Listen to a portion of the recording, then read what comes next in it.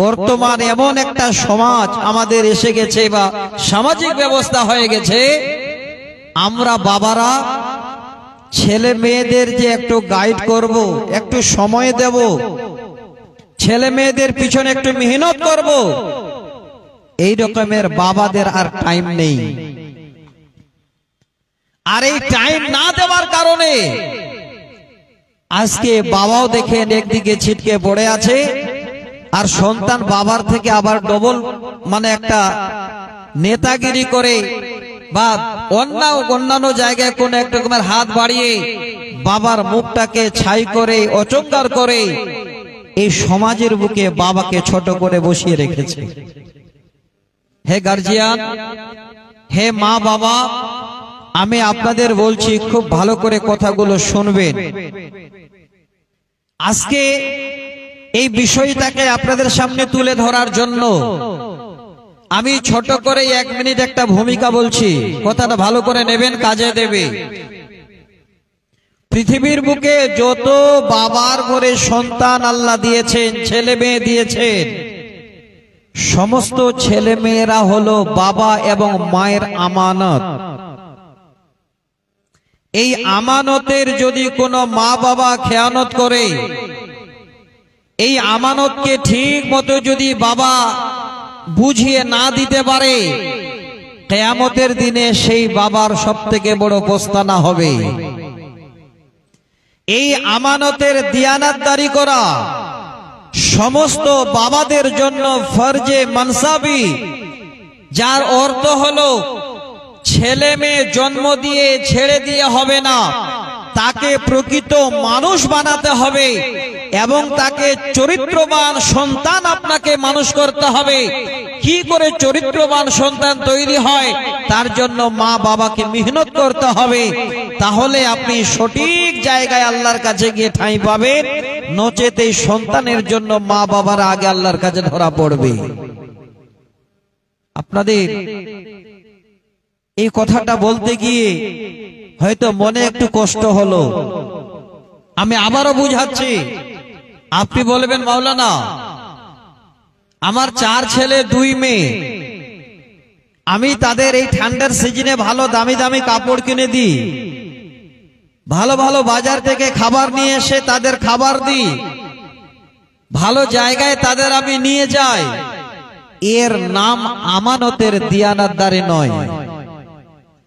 আপনি সে ভালো খাওয়ান আর যেভাবে খাওয়ান, দামি কাপড় পরান আর কম দামে পরান, সন্তান যখনই আপনার ঘরে জন্ম নিল, সন্তান যখন আস্তে আস্তে আস্তে আস্তে বড় হচ্ছে, কথা বলতে শিখলো, এইভাবে আস্তে আস্তে আপনার কোলে উঠতে লাগলো, তখন থেকে বাবা মা আপনাদের দায়িত্ব হলো ওই সন্তানটাকে সর্বপ্রথমে আগে দ্বীনের শিক্ষা দিতে হবে, ইসলামিক শিক্ষা দিতে হবে, চরিত্রবান কিভাবে বানাতে হয় চরিত্র সম্বন্ধে ওই ছেলেটাকে মেয়েটাকে জ্ঞান দিতে হবে। আল্লাহ এক ও দ্বিতীয়, আল্লাহকে চিনাতে হবে। আল্লাহ রসুলের সমস্ত কথাগুলো সেই বাচ্চাদের সামনে তুলে দিয়ে একজন আদর্শবান বাচ্চা তৈরি করতে হবে। তাহলে আপনি হবেন পরিপূর্ণ একজন পিতা, যেই সন্তানের আপনি অবশ্যই আমানতের দিয়ানাতদারি করলেন।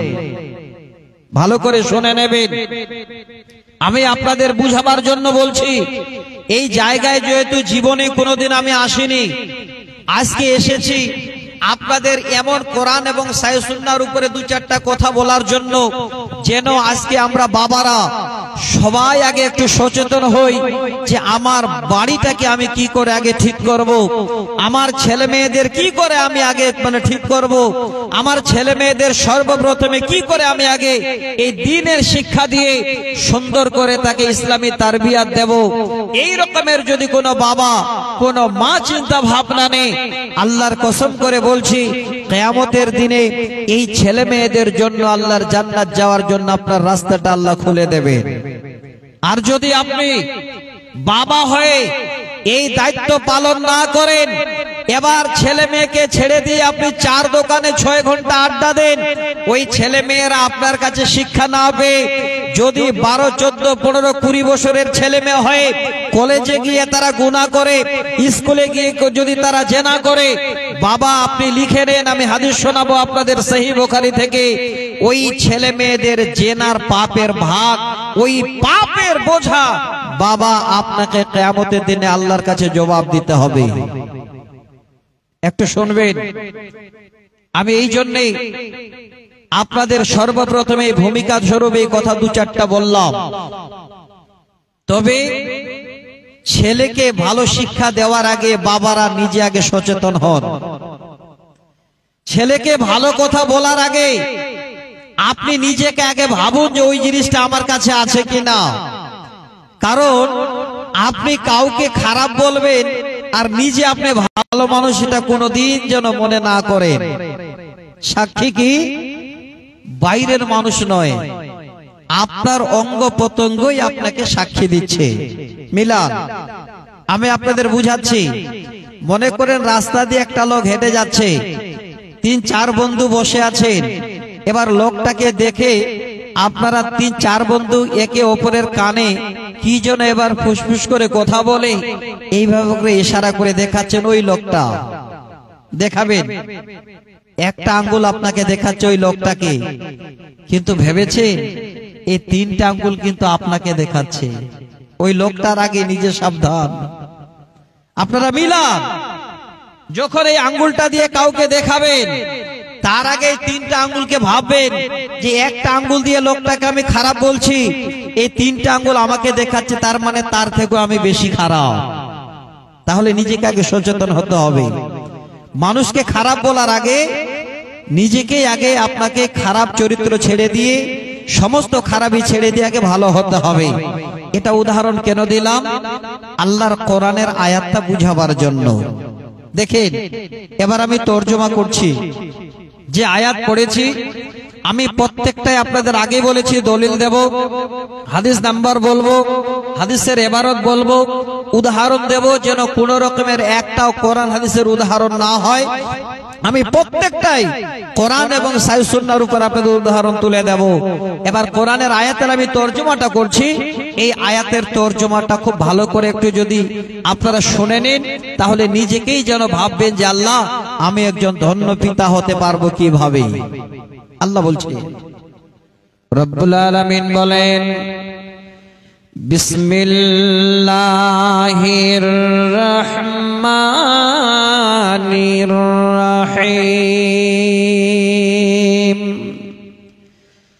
ইয়া আইয়ুহাল্লাযীনা আমানু কু আনফুসাকুম ওয়া আহলিকুম নারা।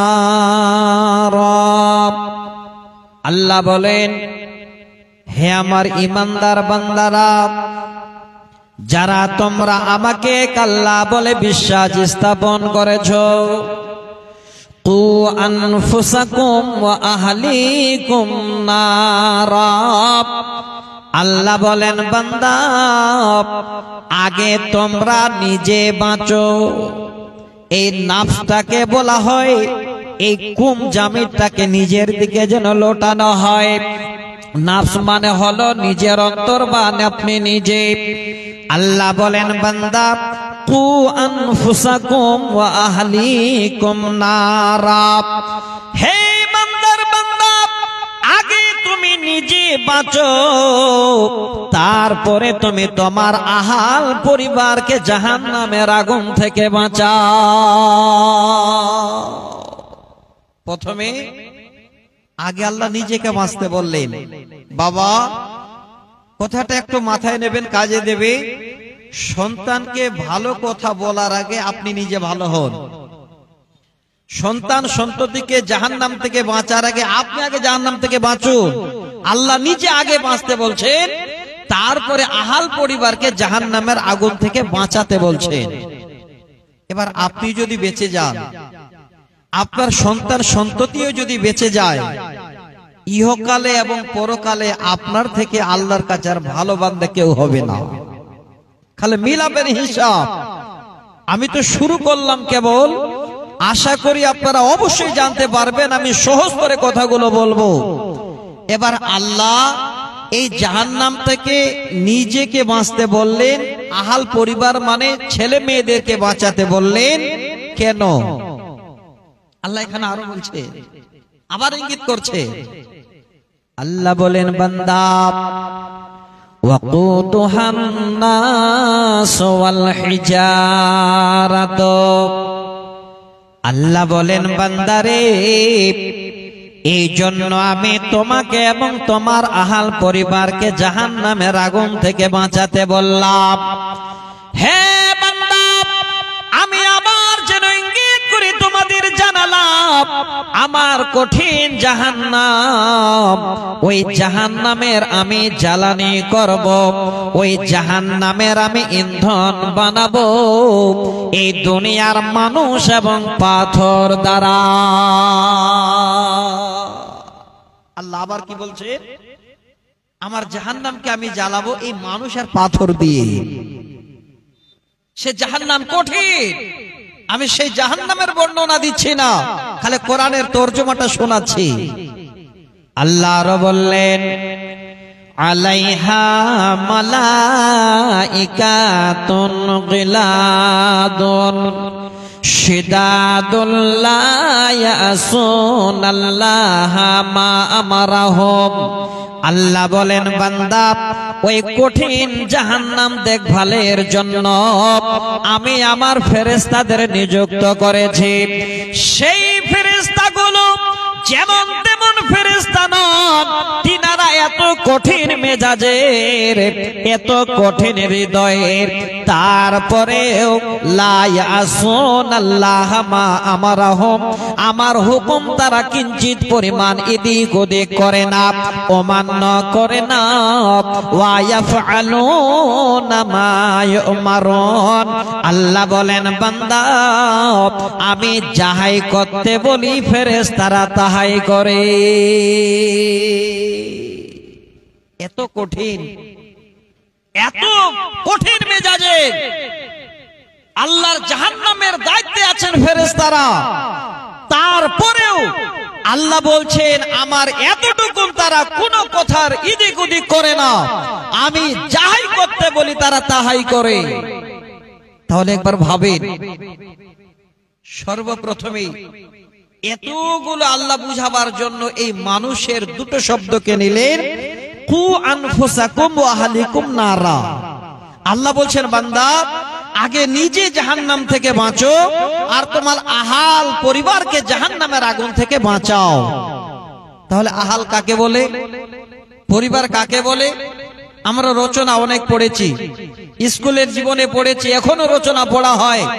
আপনার মা, আপনার বাবা, আপনার দুই ভাই, আপনার তিন বোন, বাড়িতে যারা আমরা বসবাস করি তাদেরকে নিয়ে একটা পরিবার বলা হয়।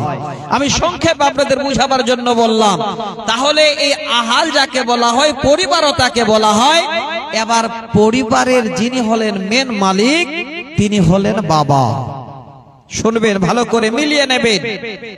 সহিহ বুখারীর একটা হাদিস আপনাদের সামনে আগে তুলে দিই, তাহলে আজকে বাবারা আগে সচেতন হবেন।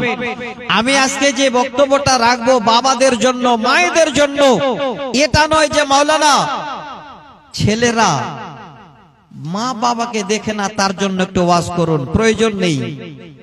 বাবারা যদি ওয়াজ শুনে নেন আর শোনার পরে যদি সুন্দর করে সন্তান তৈরি করতে পারেন, ওই সন্তানকে জিন্দেগিতে কোনোদিন মা বাবার ওয়াজ করতে হবে না। আগে সন্তান তৈরি করুন। আপনাকে যেমন করে আপনি সন্তান তৈরি করবেন, যেদিন আপনি বুড়ো হয়ে যাবেন সেদিন আপনাকেও সেই সন্তান আপনাকে সন্তান মনে করে আপনার মাথার পাশে বসে বসে বসে বসে সময় পাস করবে। আর যদি আপনি সন্তান ঠিকভাবে মানুষ না করতে পারেন, আজকে আপনি সকাল 6টায় চার দোকানে যান আর 11টায় বাড়ি ফিরে আসেন, ছেলে মেয়ে কি করলো আপনি দেখলেন না। যেদিন আপনি বুড়ো হয়ে বিছানায় বসে বসে কাঁদবেন, সেদিন আপনার ছেলেটাও আপনার পাশে বসবে না, দোকানে আড্ডা দেবে। লিখে নিন ভালো করে, আমি শোনাচ্ছি আপনাদের। আজকে আশা করি কোরআন এবং সহিহ সুন্নাহর উপরে আমরা আমাদের জীবনকে কি করে পরিবর্তন করব ছেলে মেয়েদেরকে নিয়ে, সেই মা বাবাদের আজকে ওয়াজ শোনাচ্ছি। আজকে ওয়াজটা হবে মা বাবাদের জন্য, সন্তানের জন্য নয়। আপনারা কি করে সন্তান মানুষ করবেন দেখেন। একটা সহিহ বুখারীর হাদিস, হাদিসের রাবি হযরত আব্দুল্লাহ ইবনে ওমর রাদিয়াল্লাহু তাআলা আনহু, হাদিস নাম্বার 893। এই হাদিসটাকে আপনাদের সামনে তুলে দিচ্ছি। তাহলে বাবারা নিজেরাই সচেতন হবেন। আর যদি সচেতন না হন, আল্লাহর কসম করে বলছি, সেদিন আপনার থেকে আর লজ্জিত বাবা কেউ হবে না কিয়ামতের দিনে। নবী বলছেন, কুল্লুকুম রাইন ওয়া কুল্লুকুম মাসউলুন আন রাইয়াতিহি। এখানে আমভাবে নবী প্রথমে শব্দটা বললেন, ওরে পৃথিবীর মানুষ, তোমরা সকলে হলে দায়িত্ববান, আর কিয়ামতের দিনে তোমাদের দায়িত্ব সম্বন্ধে আল্লাহ জিজ্ঞাসা করবে। আমভাবে ছেলে মেয়ে নারী পুরুষ কোনো ভেদাভেদ নেই, সবাইকে। এবার পরে আল্লাহ রাসূল নাম ধরে ধরে বলছেন, কাদের? এবার প্রথম শব্দ নবী বললেন, ফাল ইমামু রাইন ওয়া হুয়া মাসউলুন আন রাইয়াতিহি। নবী বলেন, যারা হলো গ্রামের ইমাম।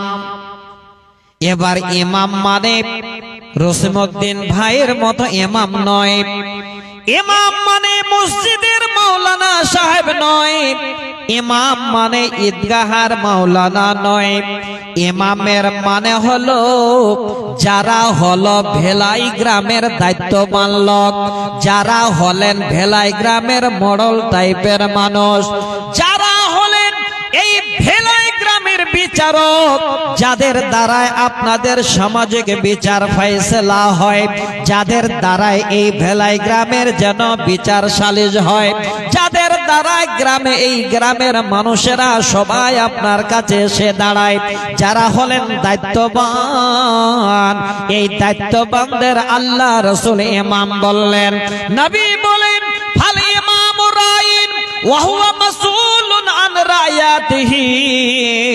যারা হলেন গ্রামের মডেল, যারা হলেন গ্রামের নেতা, যারা হলেন সমাজের দায়িত্ববান লোক, কিয়ামতের দিনে আল্লাহ সেই দায়িত্ববানদের জিজ্ঞাসা করবেন, হে বান্দা, আমি তোমাকে ভেলাই গ্রামের দায়িত্ব দিয়েছিলাম, কিভাবে তুমি তোমার গ্রাম পরিবার চালনা করেছিলে, কেমন করে তোমার গ্রামে তুমি ফয়সালা করেছিলে। হে বান্দা, আজকে তুমি আমার কাছে তোমার দায়িত্বের হিসাব দাও। ইমাম ধরা পড়বে। যারা গ্রামের দায়িত্ববান, যারা নেতা, যারা মডেল, ধরা পড়বে। নাম্বার 2, যারা বাবা এখানে বসে আছেন ভালো করে শুনে রাখুন, ওয়ার রাজুলু রাইন ফি আহলিহি। এই আহাল শব্দের মানে হলো পরিবার। আর আগে বলেছিলাম 4 ছেলে 2 মেয়ে, আপনার বিবিকে নিয়ে আপনার জন্য একটা পরিবার। এই রাজুলুন শব্দের মানে হলো বাবা, যারা বাড়ির দায়িত্ববান লোক। এবার দায়িত্ববান দেখা যাবে আমরা বাবারাই পড়ে যাব। আল্লাহ রাসূল বলছেন, ওয়ার রাজুলু রাইন ওয়া হুয়া মাসউলুন আন রাইয়াতিহি। যারা হলো বাড়ির দায়িত্ববান, যারা হলো বাবা, 2 ছেলে 4 মেয়ের পিতা, আল্লাহ রাব্বুল আলামিন কিয়ামতের দিনে সেই বাবাকে যেন ধরে নেবেন আর বলবেন, ওরে বান্দা, আমি তোমাকে 4 ছেলে 2 মেয়ের মালিক বানিয়েছিলাম, তোমার বাড়ির আমি তোমাকে মালিক বানিয়ে দিয়েছিলাম। এবার বলো, তুমি তোমার বাড়ি তোমার ছেলে মেয়েদেরকে নিয়ে কিভাবে দুনিয়া করেছিলে? এবার তোমার ছেলে মেয়ে তোমার বাড়ির হিসাব আমাকে বুঝিয়ে দাও। ছেলে মেয়ে বাড়ির হিসাব দিতে হবে। ছেলে জন্ম দিয়ে ছেড়ে দিলেন, 8-10-15 বছর বয়স হলো আর ফ্রি ফায়ার খেলছে আর যেখানে যেখানে ফোন করছে, আপনি বাবা গুরুত্ব দিলেন না। ওই ছেলেটা যত গুনাহ করবে কিয়ামতের দিনে বাবা আপনাকে তার দায়ভার নিতে হবে। একদম সহিহ বুখারীর হাদিস। আগে আপনি সচেতন হন, ছেলে জন্ম দিয়েছেন, কি করে ছেলেটাকে আপনি আদর্শবান ছেলে বানাবেন, এই কথাটাই আজকে আমার বিষয় থাকবে। একটু ধৈর্য ধরবেন। এবার বাবা আপনি ধরা পড়ে গেলেন। মায়েরা মনে মনে ভাবছে ভালোই হলো, আমরা তো বেঁচে গেলাম, ধরা পড়বে তো স্বামীটাই পড়ুক নাকি। মা উপায় নেই, স্বামীটার পরে পরে আপনারাও ধরা পড়বেন। এই ছেলে মেয়েদের জন্য কখন ধরা পড়বেন টাইমটা আমি বলে দিচ্ছি, খালি মিলাবেন। কোন বাবা যদি দিন রাত 24 ঘন্টা ছেলে মেয়েদের মানুষ করার জন্য বাড়ি বসে থাকে, ওই বাবার বাড়িতে জীবনে কোনোদিন উন্নতি হবে না, ছেলে মেয়েদের ভালো দুটো খাবার জুটবে না। যারা সিঙ্গার বেড়া দিয়ে বাড়ি করে আছেন ওইভাবে থাকতে হবে, ইটের বাড়ি হবে না। ঠিক না ভুল বলেন? আল্লাহ পাক পুরুষদের বানিয়েছেন মালিক হিসাবে, তবে পুরুষদেরকে কর্তা হিসাবে জন্য আল্লাহ বানিয়েছেন। তোমরা কি করো? হে বান্দা, আমার যখন কর্ম হয়ে গেল জমিনে নেমে যাও, এবার পুরুষেরা ইনকাম করার জন্য বেরিয়ে যাবে। ওরে আমার মা, হিসাবটা এবার আপনাদের বুঝিয়ে দিচ্ছি। আপনার স্বামী সকাল 7টায় এবার আপনাকে 4 ছেলে 2 মেয়ে বাড়ি ঘর দিয়ে বেরিয়ে গেল, সরাসরি কালিয়াগঞ্জে চলে গেল। সারাদিন এবার রাজমিস্ত্রির জোগাড়ি দেবার জন্য, সারাদিন পাটের গুডাউনে খাটার জন্য, সারাদিন এবার মাঠে চলে গেল ভুট্টা বোনার জন্য। ওরে আমার মা, যতক্ষণ পর্যন্ত আপনার স্বামী বাড়িতে না ফিরবে ততক্ষণ পর্যন্ত ওই টাইমটার মালিক আপনি হলেন বাড়ির আপনি।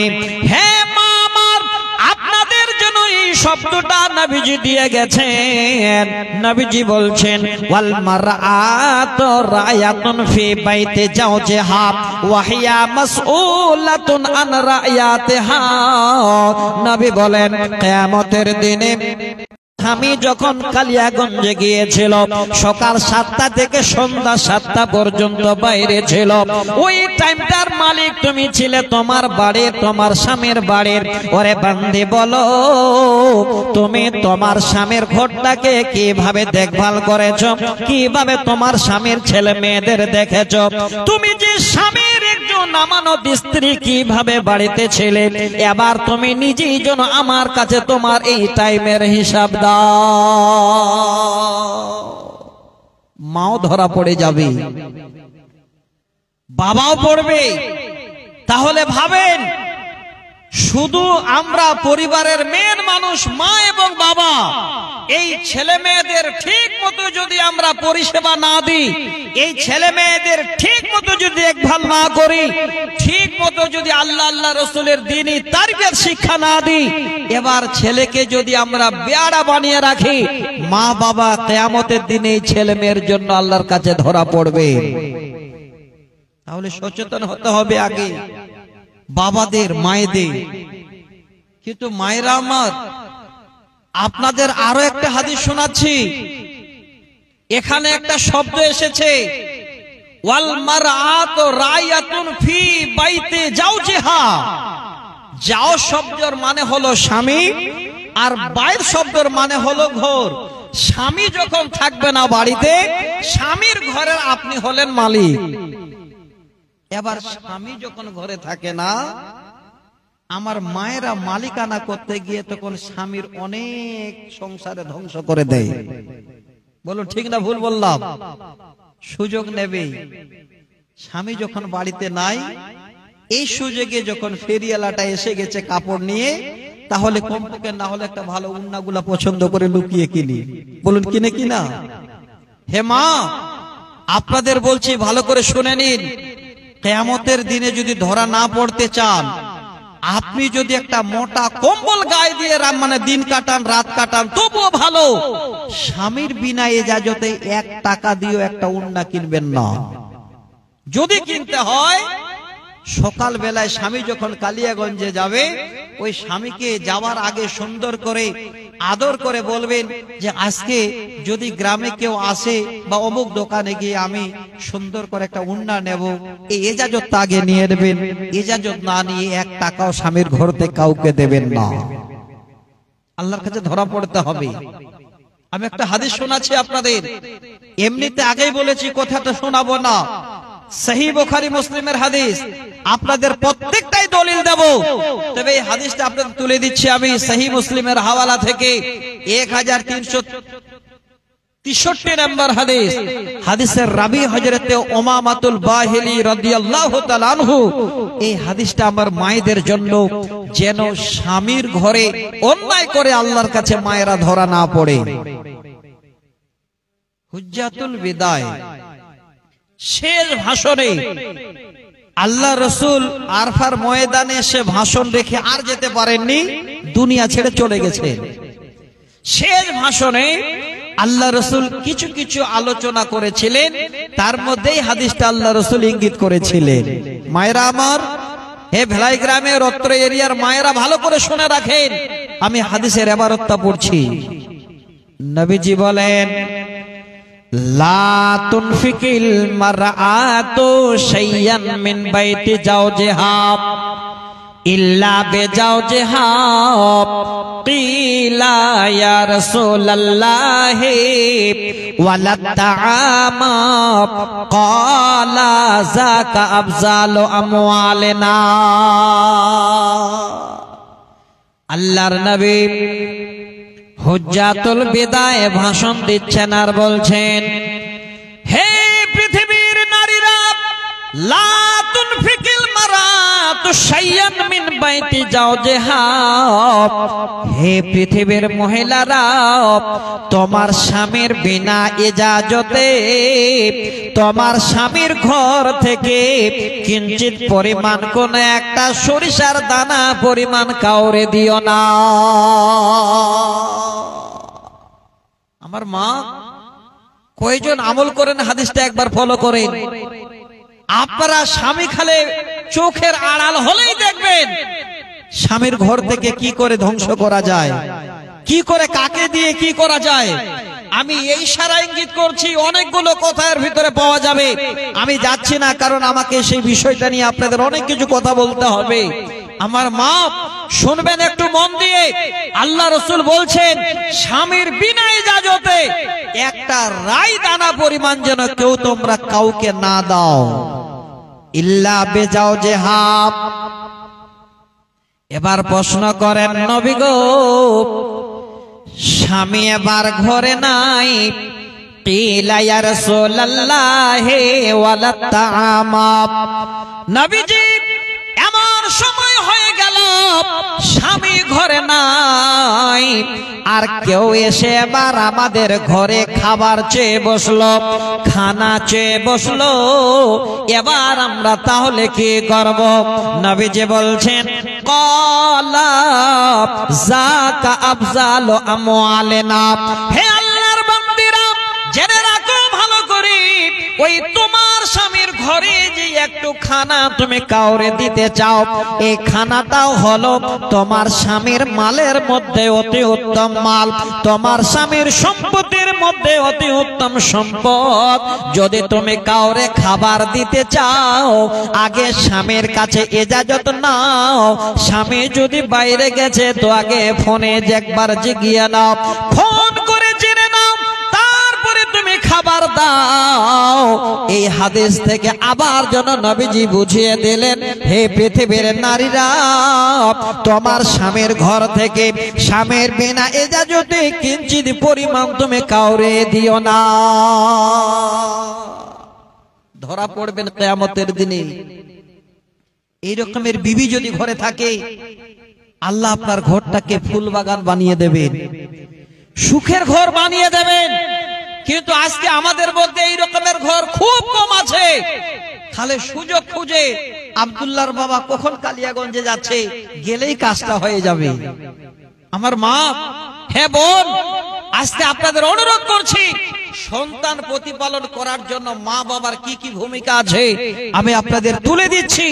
অনেক বাবা আছেন এবার চার দোকানে গিয়ে ভাষণ দিচ্ছে, কি করব গো, আমার আর কিছু করার নেই, চারটা ছেলে দুটো মেয়ে দিয়েছে আল্লাহ, জন্ম দিয়ে ছেড়ে দিয়েছি, বাবা তোরা কি করে খাবি খা, আমার আর দেখার দরকার নাই। এটাই কর্ম ছিল?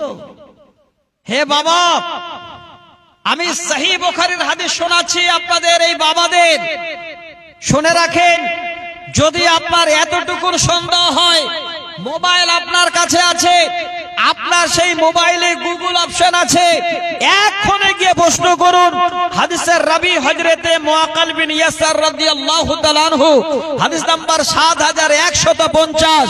আপনি ইবারত যদি না পড়তে পারেন, বাংলায় যদি দেখতে চান হাদিসটা আপনাকে দেখিয়ে দেবে এই মুহূর্তে। হে বাবা, আপনি সন্তান জন্ম দিয়ে ছেলে হোক আর মেয়ে হোক, শুরু থেকে শেষ পর্যন্ত যদি দায়িত্ব বহন না করেন, আপনার এই দায়িত্ব আবদিন ইয়াস্তারইহিল্লাহু রাইয়াতান ইয়ামুতু ইয়াওমা ইয়ামুতু হুয়া গাশুন লিরাইয়াতিহি ইল্লা হারামাল্লাহু আলাইহিল জান্নাহ। হে বাবা, আপনাদের হাদিসের তরজমাটা তুলে দিচ্ছি, শুনুন। নবীজি বলছেন, ওরে পৃথিবীর আমার উম্মত, আল্লাহ পাক যাদের তোমাদের একজন দায়িত্ববান বানিয়েছেন, সন্তান সন্ততির বাবা বানিয়েছেন, যদি তুমি সন্তান জন্মের পরে যদি নিগরানি না করো, দেখভাল না করো, সন্তানের যদি দায়িত্ব বহন না করো, ইয়াউমা ইয়ামুতু ওয়া হুয়া গাশুন লিরাইয়াতিহি। গাশুন শব্দের মানে হলো ছেলে মেয়েদের ধোঁকা দেওয়া, ছেলে মেয়েদের। ওই বাবা, তোমার জন্য আল্লাহর জান্নাত হারাম, এই সন্তানের জন্য তুমি যেন জান্নাতকে হারিয়ে দিলে। দায়িত্ব বহন করেন পিতা যারা হয়েছেন, ছেলে হোক আর মেয়ে হোক, আপনাকে সঠিক দায়িত্ব পালন করতে হবে। তাহলে কিয়ামতের দিনে এর বিনিময়ে আপনি এমন বিনিময় পাবেন যে আপনার থেকে আর ভাগ্যবান কেউ হবে না। যদি বলেন কি করে, দুটো হাদিস শোনাচ্ছি। যাদের ছেলে আছে এবং যাদের মেয়ে আছে, আল্লাহ কোরআনে বলছেন, হে পৃথিবীর বান্দারা, আমি আল্লাহ, আমি মালিক, যাকে দি তো ছেলেও দি মেয়েও দি, আবার যাকে দি শুধু ছেলে দি মেয়ে দি না, আবার যাকে দি মেয়ে দি ছেলে দি না, আবার আমি আল্লাহ এমন আমার বান্দা বান্দিকে দুনিয়াতে রাখি যে তাকে কোনো ছেলেও দি না মেয়েও দি না। আছে না নাই বলুন? সব আল্লাহর কারিশমা। আজকে এই ছেলে মেয়েগুলো আমাদের কি করে মানুষ করতে হবে, আজকে আগ্রহী কি করে জাগবে ছেলে মেয়েদের প্রতি বাবাদের, এটাই বুঝার জন্য আমি দুটো হাদিস শোনাচ্ছি আপনাদের। খুব মনোযোগ সহকারে এই হাদিস দুটো আপনারা শুনবেন, ভালো লাগবে। আজকে সহিহ মুসলিম শরীফের একটা হাদিস শোনাচ্ছি। প্রথমে হাদিসের রাবি হযরত আবু হুরায়রা রাদিয়াল্লাহু তাআলা আনহু, হাদিস নাম্বার 1661, একদম সহিহ সানাদে সহিহ মুসলিমের হাদিসটা অনেক অনেক জায়গায় আলেম ওলামারা আমরা বলে থাকি, আবারও শোনাচ্ছি। তবে আমার বলার উদ্দেশ্য হবে 3 নম্বর শব্দটুকু। একটা ছেলে, কোন বাবা যদি নেককার, দিনদার, ইমানদার, সালেহ বাচ্চা, সব সন্তান আপনি ছেড়ে যেতে পারেন, আপনার বলে আলেম ওলামাদের না। নেককার কাকে বলে? আপনি তার দ্বীনের তারবিয়াত দিলেন, সে আস্তে আস্তে আল্লাহকে চিনেছে, আল্লাহ রাসূলের বিধান চিনেছে, সব চিনেছে। কলেজে পড়াশোনা করে সে এমএ পাস করেছে, এবার অন্য লাইনে গিয়ে বড় একজন ইঞ্জিনিয়ার হয়েছে, একজন ডাক্তার হয়েছে।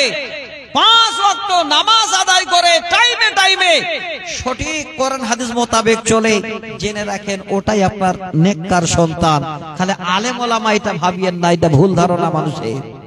অনেকে বলে নেককার সন্তান মানে কি তাহলে একটা ছেলে মাদ্রাসায় দিতে হবে? না, আপনি স্কুলে পড়ান, কিন্তু তার চরিত্র সম্বন্ধে আগে কোরআন হাদিসের দৃষ্টিপাত করেন। এই রকমের একটা ছেলে তৈরি হবে যে যখন আপনি বাবা মারা যাবেন, একজন কলেজের পড়ুয়া, একজন আপনার ডাক্তার, একজন হবে আপনার ইঞ্জিনিয়ার সন্তান। যখন আপনি মারা যাবেন, জানাজার জন্য কোনো আলেমকে বলবে না, নিজে দাঁড়িয়ে বলবে আমার বাবার জানাজা আমি পড়াবো। তৈরি করেন বাচ্চা এইভাবে।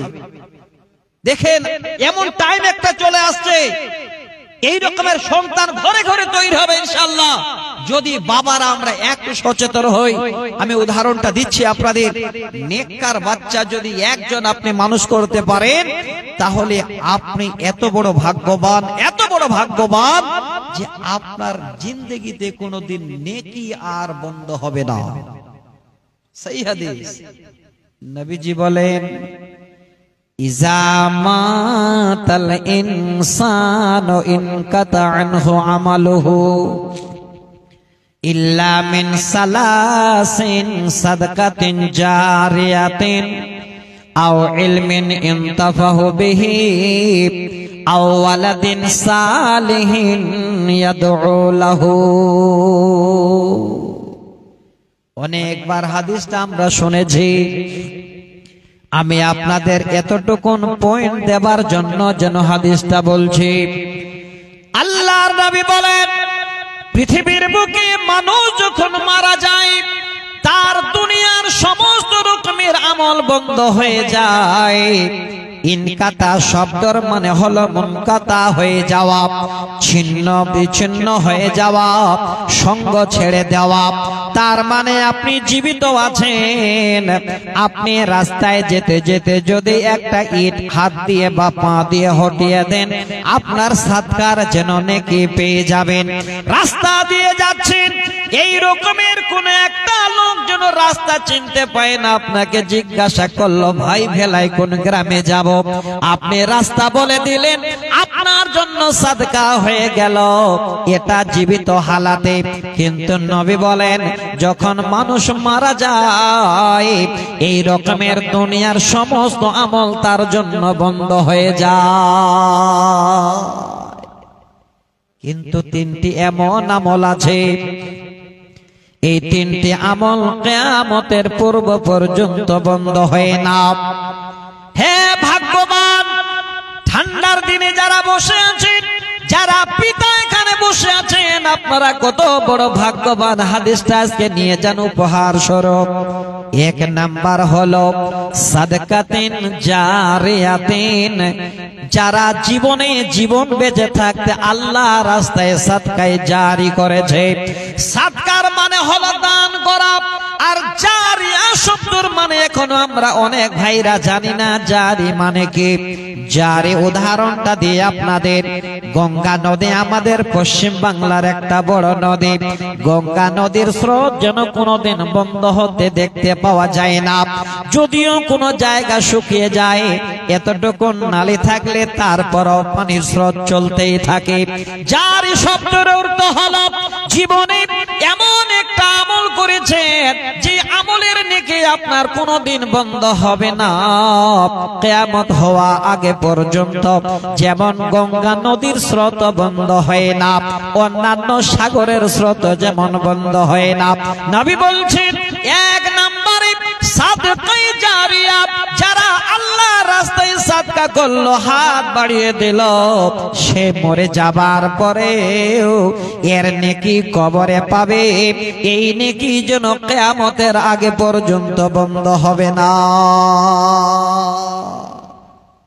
জারিয়ার অনেক ভাগ আছে।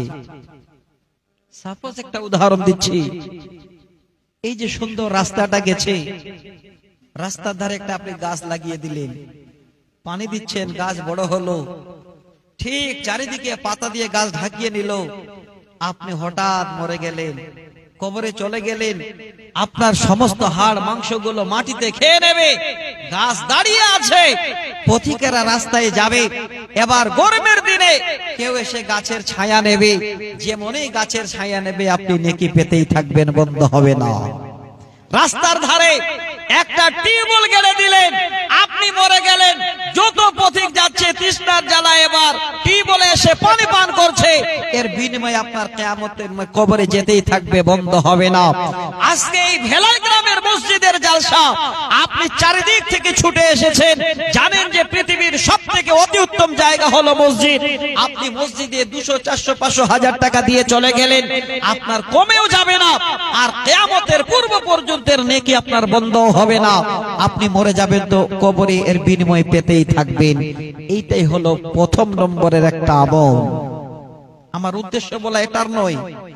আমি 3 নম্বর শব্দটা আপনাদের শোনাবো, একটু ধৈর্য ধরবেন। আশা করি আজকে আপনারা কোরআন হাদিস শুনতে এসেছেন, আমি অন্য কিছু শোনাবো না। আমি এতক্ষণ শোনালে 2, 4, 5টা নিজের তৈরি করা কবিতা শুনিয়ে দিতাম, কিন্তু পরিবেশটা ছোট হলেও ভালো লাগছে আমাকে যে আপনারা কথাগুলো শুনছেন, প্রয়োজন আছে আমাদের। এবার 2 নম্বর আমল, নবীজি বলছেন এই রকমের একজন ছেলে যে জ্ঞান অর্জন করলো, আও ইলমিন ইউনতাফাহু বিহি, যে জ্ঞানের মাধ্যমে মানুষ যেন উপকৃত হয়। কি দিয়ে উদাহরণ দেব? এই যে মাওলানা রসিমউদ্দিন সাহেব বসে আছেন, আমাদের গ্রামে পড়তেন, উনার ওস্তাদ জিনারা পড়িয়েছেন। এবার রসিমউদ্দিন আপনাদের গ্রামে নাকি পড়াচ্ছেন, এবার তার ছাত্ররা আরো কাউকে পড়াবে। এই জারিয়া কিয়ামতের আগে পর্যন্ত বন্ধ হবে না। 2 নাম্বার গেল। আমার যেটা বলার উদ্দেশ্য সেটা হলো 3 নাম্বার। হে বাবা, হে মা, আজকে যারা 2, 4, 5 জন ছেলে মেয়ের পিতা, শব্দটা ভালো করে নিন। আপনি কেমন সন্তানের প্রতিপালন করবেন, আপনার দায়িত্ব কি? নবী বলছেন আও ওয়ালাদিন সালিহিন ইয়াদউ লাহু, কোন বাবা যদি একজন নেককার ছেলে কিংবা মেয়ে দুনিয়ায় ছেড়ে চলে গেল, হ্যাঁ বাবা, যদি এই রকমের একটা সুসন্তান নেককার সন্তান ছেড়ে যদি মরে যান, ছেলেটা যখন আপনাকে স্মরণ করে আল্লাহকে বলবে রব্বির হামহুমা কামা রব্বায়ানি সগীরা, বাবারে আপনার জীবন যেন ধন্য হয়ে যাবে। এই ছেলের দোয়া যেন বাবা আপনি কবরে তার বিনিময়ে পাবেন। আল্লাহ নবী বলছেন কিয়ামতের পূর্ব পর্যন্ত সেই নেকি যেন বন্ধ হবে না। তাহলে বাবা আমরা যারা আছি একবার নিজেরাই আমরা নিজেকে ভাবিত দেখি, আমাদের কত বড় দায়িত্ব রয়েছে। একজন সন্তান আমরা সুসন্তান বানাবো, এটা বাবাদের কর্তব্য। শুধু স্কুল কলেজ নয়, তার আগেই পৃথিবীর বুকে সবথেকে দামি কলেজে আগে এই শিক্ষাটা দিয়ে দিন। দামি কলেজটা কোথায় আছে? ওই দামি কলেজ কোথায় যেতে হবে? কালিয়াগঞ্জে না, কোন আরো বড় বিশ্ববিদ্যালয় না। প্রত্যেক এই পাটখড়ি বা এই যে ফিঙ্গার বেড়া দিয়ে ঘর তৈরি করা আছে, ওই ঘরের ভিতরে সবথেকে বড় টিচার বসে আছে। সেটাকে জানেন? জানেন না? সেটা হলো আমার জনম দুঃখিনী মায়েরা। পৃথিবীর বুকে সবথেকে বড় বিশ্ববিদ্যালয় হলো মা জননীর কোল। আরবিতে একটা কবিতা শোনাচ্ছি 2 লাইনে। আরবের একজন কবি, কবি ইব্রাহিম তিনি লিখে গেছেন, দিয়ে গেছেন, আল উম্মু মাদ্রাসাতুন ইজা আদাত্তাহা আদাত্তা শাবান তাইয়্যিবাল আগরা। পৃথিবীর বুকে সব থেকে দামি বিশ্ববিদ্যালয় হলো মা জননীর কোল। এবার মা জননী বাচ্চা কোলে নিয়ে শিক্ষা না দিয়ে যদি মোবাইলের কার্টুন দেখায়, সব থেকে বাজে বিশ্ববিদ্যালয় হবে এই মা জননীর কোল। বলো ঠিক না ভুল বললাম? এখন বাচ্চাদের শুধু কার্টুন আর কার্টুন ছাড়া মায়েরা কিছুই তুলে দেয় না। হে মা, একটু ধৈর্য ধরেন। আমি হাসির কথা বলছি না, আল্লাহর কসম করে বলছি, নিজের বাচ্চাদের মায়েরা বাপেরা আমরা আধা জীবন 10 বছর হতে হতে তার নষ্ট করে দিচ্ছি। একটু মিলিয়ে নেবেন। বড় একজন গবেষকের আপনাদের গবেষণার কথা শোনাবো। আজকে যেই পিতা যেই মাতারা এখানে বসে আছেন, আপনাদের কত বড় দায়িত্ব ছেলে মেয়েদের প্রতি। আমি আগে আপনাদের এই কবিতার তর্জমাটা বলে দিই। কবি বলছেন আল উম্মা মাদ্রাসাতুন। মাদ্রাসা শব্দটা আরবি, এর মানে এটা নয় যে শুধু খালে মক্তব আর মাদ্রাসা। উনি বুঝাতে চাচ্ছেন শব্দের মানে হলো মা, আর বিশ্বের সবথেকে বড় বিশ্ববিদ্যালয় যেটা হলো ট্রেনিং ক্যাম্প, শিক্ষা যেখানে প্রথমে বাচ্চাগুলো নেয়, সেই ট্রেনিং ক্যাম্পটার নাম হলো মা জননীর কোল।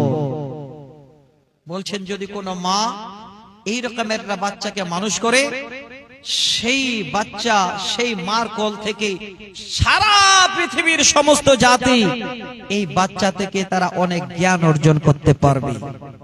আমরা তো বাংলা শিক্ষিত মানুষ, নেপোলিয়নের উক্তিটা আমরা জানি।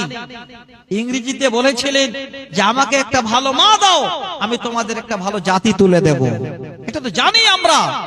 তারপরেও আজকে আমরা যেন ওই এত সচেতন হয়ে গেছি, ছেলে মেয়ে জন্ম দিয়ে লাগিয়ে দিচ্ছে বাবা তুই বরফ বিক্রি করে বেড়া। না, যে ছেলেটাকে বরফ বিক্রি করতে ছোট থেকে পাঠিয়েছেন, আপনি যদি দায়িত্ব নিয়ে ওই ছেলেটাকে মানুষ করেন, ওই ছেলেটা একদিন আপনার নেককার সন্তান হয়ে, একজন ভালো ডাক্তার হয়ে, একজন দিনদার ইঞ্জিনিয়ার হয়ে এই দুনিয়াতে মানুষকে জ্ঞান দিবে, রুজি রুটির ব্যবস্থা আল্লাহ দেবেন, আপনার জন্য দোয়া করবেন, তো আপনি কবরে তার নেকি পাবেন। একটু খাটেন, পরিশ্রম করেন। জানি না এই এরিয়াতে কতটুকু শিক্ষা আপনাদের বাচ্চাদের জন্য আপনারা সময় ব্যয় করেন। যান, আমাদের গ্রামের কথা বলছি, নিশ্চয়ই চেনেন বেলপুকুর আলামিন মিশন, সেটাই আমার গ্রাম। সেই গ্রামের কথা বলছি, আল্লাহর কসম করে যেই ভাইরা, যেই দাদারা, যেই কাকারা রাজমিস্ত্রির জোগাড়ি করে, তার যদি দুটো ছেলে আছে, তার মধ্যে দেখেন দুটো না হলে একটা মিশনে দিয়েছে, একটা মাদ্রাসায় দিয়েছে, একটাও বাড়িতে বসে নেই। একটা বাচ্চা যদি আপনি মনে করেন সকাল বেলায় খেলার জন্য আমি নেব, পাবেন না খুঁজে। এত মিশন মাদ্রাসা, এত স্কুল কলেজ হয়ে গেছে আলহামদুলিল্লাহ। সবাই চাইছে যে আমরা আদর্শবান ছেলে তৈরি করে দিই। দুনিয়াতে সবথেকে মূল সম্পদ হলো আপনার নেককার ছেলে। আও ওয়ালাদিন সালিহিন ইয়াদউ লাহু। আল্লাহর রাসূল বলেন, সহিহ মুসলিমের হাদিস 1331 নম্বর হাদিস আগে শুনিয়েছিলাম আপনাদের, যে আপনি একটা নেককার ছেলে রেখে যান, আপনি মরে যাবেন তো এর কবরে বিনিময় আপনি পেতেই থাকবেন, বন্ধ হবে না। আরেকটা হাদিস শোনাচ্ছি, আমি আগেই বলেছি, আগে আপনাদের এইভাবে করে কথাগুলো বলবো বুঝাবার জন্য। আপনাদের এই মানে অত্র এলাকার মানুষ হয়তো এখানে ছেলে মেয়েদের প্রতি গুরুত্ব দেয় না, ছেলে মেয়েদের প্রতি তারা একটা ভালো রকমের পরিষেবা দেওয়ার জন্য টাইম বের করতে পারে না। বাবা যারা আছেন, আপনারা যদি বেশি নয় সকাল সন্ধ্যায় 2 ঘন্টা একটা ছেলে মেয়ের পিছনে টাইম বের করতে পারেন, আল্লাহর কসম করে বলছি এই ভেলাই গ্রাম যা আছে তার থেকে 20 বছর আগে অনেক উন্নত হয়ে যাবে, অনেক। কিন্তু তা আমরা করতে পারছি না। কেন পারছি না, এই কেনটাই আমার আজকে বক্তব্য। একটা হাদিস শোনাচ্ছি, খুব ভালো করে শুনবেন। যারা বাবা, যারা এখনো দায়িত্ব বহন করছেন না, আপনাদের জন্য এই হাদিসটা খুব ভালো করে, সহিহ বুখারী মুসলিমের হাদিস, হাদিস নাম্বার 1359 নম্বর হাদিস, একদম সহিহ সনদে, যার মধ্যে কোন রকমের কিলোকাল নেই। এই হাদিসটাকে আপনাদের সামনে তুলে দিচ্ছি। তার আগে বুঝাবার জন্য একটা দৃষ্টান্ত আপনাদের সামনে আমি তুলে দিই, আশা করি আপনারা ঠিক জায়গায় চলে আসবেন। শোনেন, আজকে আমরা পৃথিবীর কোথায় কি হচ্ছে না হচ্ছে সব মোবাইলে দেখতে পাচ্ছি, ভাই পাই না? সব কোথায় কি হলো না হলো, এত বড় মোবাইল হয় মানুষের সুবিধা হয়ে গেছে, যেটা আপনি জীবনে কোনোদিন জানতেন না, সেটা জানার জন্য আপনি প্রশ্ন করুন, আপনাকে জানিয়ে দেবে। এই হাদিসটা আপনাদের বলার আগে 2 মিনিট আমি সময় নিচ্ছি, সব থেকে একটা গভীর তথ্য তুলে দিচ্ছি, যেগুলো ডাক্তার ছাড়া কেউ জানে না। মোবাইল আসার পরে সাধারণ যারা সই করতে জানে না তারাও শিখে নিয়েছে। মার কোলে, মার পেটে যে বাচ্চা জন্ম নেয়, আপনারা বলুন ডাক্তার ছাড়া সাধারণ মানুষ জানে গো কিভাবে জন্ম নিল, সেই বাচ্চাটা কিভাবে আসলো, কেউ জানে না। কিন্তু মোবাইল এমন একটা জিনিস আল্লাহ আমাদের কাছে আবিষ্কার করেছেন। এই মার এতটুকুন পেটে কি করে বাচ্চা জন্ম নিচ্ছে, কোরআন এবং হাদিসের তথ্য নিয়ে যদি আপনারা দেখেন, পরিপূর্ণ যেন আপনি মার পেটে বাচ্চাটাকে দেখতে পাবেন, মোবাইলের স্ক্রিনে ভেসে উঠে। সাধারণভাবে পাননি এটা। এটা আজ থেকে 1400 বছর আগে একজন বৈজ্ঞানিক, যিনার নাম হলো নবী মুহাম্মদ রাসূলুল্লাহ, পড়ুন সাল্লাল্লাহু আলাইহি ওয়াসাল্লাম, তিনি গবেষণা করে আমাদের দিয়ে গেছেন। আজকে আমরা সেটাই যেন গবেষণার মাধ্যমে মোবাইলে এই বৈজ্ঞানিকেরা আবিষ্কার করে আমরা আমাদের দেখাতে পাচ্ছি। দেখেন নবী কি বলে গেছেন। নবীজি বলেন, মা মিন মাউলুদিন ইল্লা ইউলাদু আলাল ফিতরাত। পৃথিবীর বুকে কোন বাচ্চা জন্ম নেয় না যেই বাচ্চাগুলোই মার পেট থেকে জন্মগ্রহণ করে, ওই বাচ্চারা সবাই ইসলামের ফিতরাতের হালাতে, ইসলামের উপরে তারা জন্মগ্রহণ করে। যত বাচ্চা পৃথিবীর যেই মার কোল থেকে বাচ্চা জন্ম নেয় ইসলামের হালাতে। মোবাইলে স্ক্রিনে দেখবেন, আমরা যেমন নামাজ পড়ি এভাবে হাত বাঁধি না গো, হাত বাঁধি। মোবাইলের স্ক্রিনে প্রশ্ন করুন যে মার পেটে বাচ্চা কিভাবে জন্ম নেয়। দেখবেন কোরআনে আছে, হ্যাঁ, সেই বীর্য থেকে আল্লাহ পাক রব্বুল আলামিন 40 দিন পরে রক্তের টুকরা বানান, আবার 40 দিন পরে মাংসের টুকরা বানান, তারপরে আল্লাহ পাক রব্বুল আলামিন সেই মাংস থেকে সুন্দর করে মানুষ সৃষ্টি করেন, তৈরি করেন। তার যা যাবতীয় হাত পা নাসিকা যা প্রয়োজন সব দেন, মেল হবে না ফিমেল হবে আল্লাহ নির্বাচিত করেন, কোন মানুষ পারে না। এবার ওই বাচ্চাটা দেখবেন মার পেটে আছে। আল্লাহর কসম করে বলছি, যদি না দেখে দেখবা দেখে নেবেন, আমরা যেমন নামাজ পড়ি, ছোট বাচ্চাটা মার পেটের ভিতরে দেখবেন এইভাবে হাত বেঁধে আছে। আর আমরা যখন সিজদা করে বসি, ঠিক হাঁটুটা এইভাবে আঁটো করে, ওই বাচ্চাটা মার পেটের ভিতরে হাঁটুটা এইভাবে কেন আঁটো করে নিয়ে আছে। এতটুকুন জায়গা আল্লাহ রাসূল বলছেন, মা মিন মাউলুদিন ইল্লা ইউলাদু আলাল ফিতরাত। কোন বাচ্চা জন্মগ্রহণ করে না, যদি জন্মগ্রহণ করে তো ইসলামের হালাতে জন্মগ্রহণ করে। কিন্তু বাচ্চাদের নসিব খারাপ করে দেয় বাবারা। যারা বাবা যারা মা শোনেন ভালো করে, নবী বলেন, ফাআবাহু ইউহাব্বিতানিহি ওয়া ইউনাসসিরানিহি ওয়া ইউমাজ্জিসানিহি। বাবা যদি ইহুদি কালচারার হয়, তাহলে বাবাকে ফলো করে বাচ্চাটা ইহুদি হয়ে যায়। বাবা যদি নাসরানি কালচারের হয়, তাহলে বাবাকে ফলো করে বাচ্চাটা নাসরানি হয়ে যায়। বাবা যদি অগ্নি পূজক হয়, ওই বাবাকে ফলো করে বাচ্চাটা অগ্নি পূজক হয়ে যায়। বাবা এবার মিলান, আপনি যদি বেনামাজি বাবা হন, আপনাকে ফলো করে আপনার বাচ্চাটাও যেন বেনামাজি হয়ে যায়। হে বাবা, আপনি যদি সুদখোর হন, একদিন আপনাকে ফলো করে আপনার সন্তান সুদখোর হয়ে যাবে। আপনি যদি এবার বাচ্চার সামনে খৈনি ডলেন, বাচ্চাকে যদি খৈনি আনতে বলেন, একদিন আপনার বাচ্চাটাও আপনার মতো করে খৈনিতে হাত ভরিয়ে দেবে। ঠিক কিনা বলেন? তাহলে বাবা, একটু আপনারা সচেতন হন, চিন্তা করেন যে আজকে কত বড় দায়িত্ব আজকে এই বাবাদের। আমি অনুরোধ করছি আপনাদের একটু ধৈর্য ধরবেন। এবার মায়েদের একটা হাদিস শোনাবো, তবে 10 মিনিট পরে ছোট্ট একটা কথা খালে আপনাদের বলে যাচ্ছি। এই রাত্রি বেলায় আমি জানি বেশিরভাগ ভাইরা আপনারা এসেছেন যে সাহেব মমতাজুল সাহেব কখন আসবেন, তাই না ভাই? হ্যাঁ, উনি চলে আসবেন, অসুবিধা নেই, টাইম হয়ে গেছে ওনার, আসার মতো সময় কাছে গেছে। কিন্তু আজকে যারা দায়িত্ববান বাবা, যারা দায়িত্ববান মা, এই রকমের একটা সুন্দর জায়গায় ঠান্ডার দিনে বসে কোরআন শুনলেন, হাদিস শুনলেন। আমি একটা আয়াত পড়েছিলাম, সেই আয়াতের তর্জমাটা খালি করছি। 3টা উপহারের কথা বলেছিলাম, স্বয়ং আল্লাহ উপহার দেবেন, কোন মানুষ নয়। আল্লাহ কি বলছেন? আল্লাযীনা ইনফিকুনা আমওয়ালাহুম বিল্লাইলি ওয়ান নাহারি সিররা ওয়া আলানিয়াতান ফালাহুম আজরুহুম ইনদা রাব্বিহিম ওয়ালা খাউফুন আলাইহিম ওয়ালা হুম ইয়াহজানুন। আল্লাহ বলেন, যে লোকেরা দিনে এবং রাতে লুকিয়ে কিংবা প্রকাশ্যে আমার রাস্তায় খরচ করে, শোনেন ভালো করে, আল্লাহ স্বয়ং বলছেন আমার রাস্তায় যারা তাদের মাল দিনে কিংবা রাতে লুকিয়ে কিংবা প্রকাশ্যে খরচ করে, আমি আল্লাহ বান্দাদের উপহার কে দেব? ফালাহুম আজরুহুম ইনদা রাব্বিহিম, তার রবের কাছে, আল্লাহর কাছে তারা যেন তার বিনিময়ে পাবে, প্রতিদান পাবে। ওয়ালা খাউফুন আলাইহিম, কিয়ামতের দিনে মানুষ পাগল পারা হয়ে যাবে, ভয়ে ভিড় হয়ে যাবে, সেদিন সে বান্দার কোনো ভয় থাকবে না।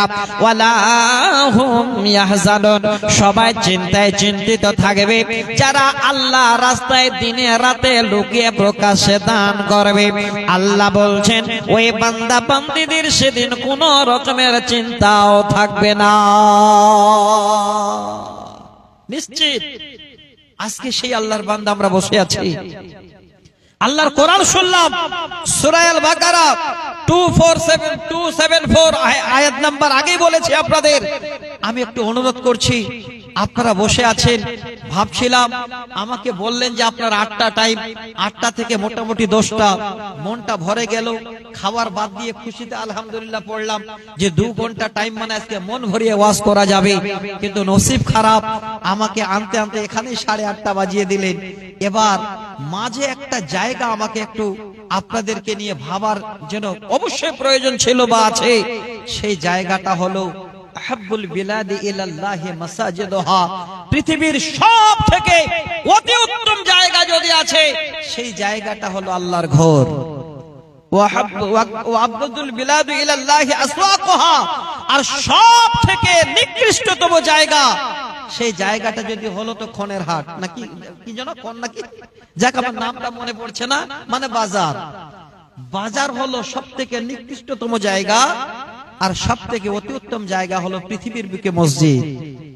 তো আল্লাহর ঘরের জন্য কয়েকজন লোকে আপনারা বসে আছেন, খুব বেশি যে দেখতে পাচ্ছি তা নয়। আশা করি আপনারাই আল্লাহর ঘর ইবাদত করেন, যখনই ডাক শোনেন আল্লাহর ঘরে যান।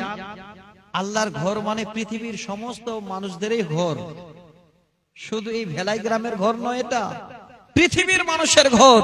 তা আমি একটু অনুরোধ করছি আপনাদের, বুঝিয়ে বলছি, লম্বা করে নয়, সরাসরি বলছি, আল্লাহর ঘরে যদি হাত বাড়িয়ে দেন, আল্লাহ বলছেন আমি তোদের বিনিময়ে দেব।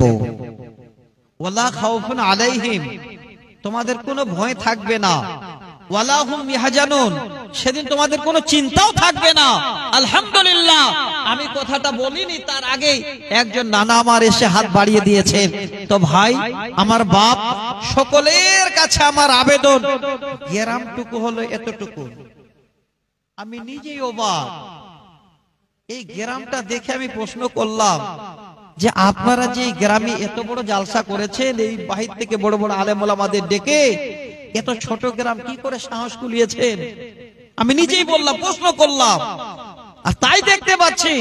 তো ভাই, বাপ আমার, আমি অনুরোধ করছি আপনাদের, যারা আল্লাহর ঘরকে ভালোবাসেন, যারা আল্লাহর কোরআনকে ভালোবাসেন, আজকে যারা সচেতন পিতা আছেন যে আল্লাহ জীবনে অনেক ভুল করেছি, আল্লাহ একটু হাত বাড়িয়ে দিয়ে তোমার কাছে ক্ষমা চাইবো, আল্লাহ এর বিনিময়ে তুমি পরকালে দেবে, আল্লাহ এর বিনিময়ে তুমি আমার সুখের সন্তান দেবে, আল্লাহ তুমি এর বিনিময়ে সুখের একটা পরিবারকে আল্লাহ তুমি আমাকে মালিক করে রাখবে, এই আশা নিয়ে পৃথিবীর সব থেকে ভালো জায়গা আল্লাহর ঘরের জন্য কেউ 2000, 5000, 1000 করে, 500, 200 করে যারা দিতে পারবেন, আমার হাতে 5, 7, 10 মিনিটের মধ্যে আমি আপনাদের কি করে ছেলে মেয়েদেরকে আদর্শবান বানা যায় তার পদ্ধতিটা বলে দেব আল্লাহর কোরআন থেকে 5টি আয়াতের মাধ্যমে।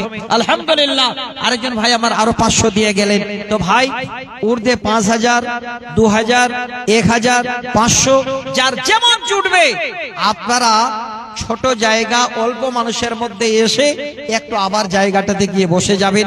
এটা নয় যে গরম জায়গাটা আবার ঠান্ডা হয়ে যাবে, কিয়ামতের দিনে এই জায়গাটা আল্লাহ আরো গরম করে দেবেন আপনাদের। একটু আসেন ভাই আল্লাহর ওয়াস্তে তাড়াতাড়ি। আলহামদুলিল্লাহ, দেখেন আরেকজন বাপ যারা আমার আরো 500 টাকা দিলেন। তবে বাপ যারা বেশি দিতে পারবেন, 2000 5000 দিতে পারবেন, 1000 দিতে পারবেন, এইভাবে যদি আল্লাহ আপনাকে দেওয়ার ক্ষমতা দিয়েছেন তো অবশ্যই যেন আপনি 1000 2000 5000 দিয়েন। আমি তো আপনাদের চিনি না, নতুন মানুষ এসেছে আপনাদের কাছে, একটু আমি মুসাফির হালাতে প্রাণ খুলে আপনাদের জন্য দোয়া করব। কোন আল্লাহর বান্দা আছে যে আমার হাতে আপনারা একটা করে 1000 টাকা প্রথমে আগে 10 জন দেবেন, 1000 তাড়াতাড়ি। আলহামদুলিল্লাহ, এই যে দেখেন আপনাদের মসজিদের ইমাম এইখানে মাদ্রাসা করেন, 3 ব্যাগ সিমেন্ট দিয়েছেন। আল্লাহ তুমি দানকে কবুল করো। আল্লাহ রসিমউদ্দিন ভাইকে তুমি ঈমান এবং আমলের সহিত রাখো, আল্লাহুম্মা আমিন। আচ্ছা ভাই, একটা করে 1000 টাকা 10 জনের কাছে আমি আবেদন করছি। একটা করে 1000 টাকা কে কে আপনারা দিতে পারবেন? যারা 5000 10000 দেবেন হয়তো পরে দেবেন, প্রধান বক্তার হাতেও দিতে পারেন, আমার হাতেও দিতে পারেন। আমি 1000 করে চাইলাম। আলহামদুলিল্লাহ, আরেকজন ভাইজান 500 টাকা। আচ্ছা, আর কে দেবেন ভাই? আছেন এই গ্রামের মানুষ, অত এরিয়ার মানুষ, যে আজকে এত বড় একটা জালসার আয়োজন যখন করেছেন, আল্লাহ আমরা একটু শরীক হই। আল্লাহ তোমার ঘরের জন্য আমরা হাত বাড়িয়ে দিই, 1000 500 2000 করে আপনারা কেউ দেবেন। দেরি করবেন না, খুব তাড়াতাড়ি করেন, সময়টাকে বাঁচান। 10টা বাজলেই হয়তো আপনারা প্রধান বক্তাকে পেয়ে যাবেন, আপনাদের শুনতে ভালো লাগবে। এবার যদি সময়টা নষ্ট করে দেন তাহলে বেশি রাত হলে আপনাদেরও কষ্ট হবে আর সবারই কষ্ট হবে। বেশি রাত যেন আর ধরে লোকে শুনতেও চায় না, আসে আস্তে আস্তে 9টা বাজায় আর 12টার আগে যাবার জন্য ছটফট করে। তো আমি অনুরোধ করছি যে যেখানে আছেন 500 1000 করে, 10 জনকে 1000 করে চাইলাম। 1000 টাকা দিতে পারবেন এরকম কাউকে পাওয়া গেল না, একজনও নয় এখানে আল্লাহর কোন বান্দা 1000 টাকা দিতে পারবেন না। দেখেন, আমি আজকে আপনাকে সুসংবাদ জানাচ্ছি, যদি আপনি হাত বাড়িয়ে দেন 1000 টাকা দিয়ে, আপনার জন্য দোয়া করবে স্বয়ং আল্লাহর ফেরেশতা। আলহামদুলিল্লাহ, এই যে দেখেন দাদু আমার 1000 টাকায় নিয়ে এসেছেন আল্লাহর ওয়াস্তে। আরেকজন ভাই 10 টাকা দিয়েছেন, দেখছেন কত ভালোবাসেন আল্লাহর ঘরকে।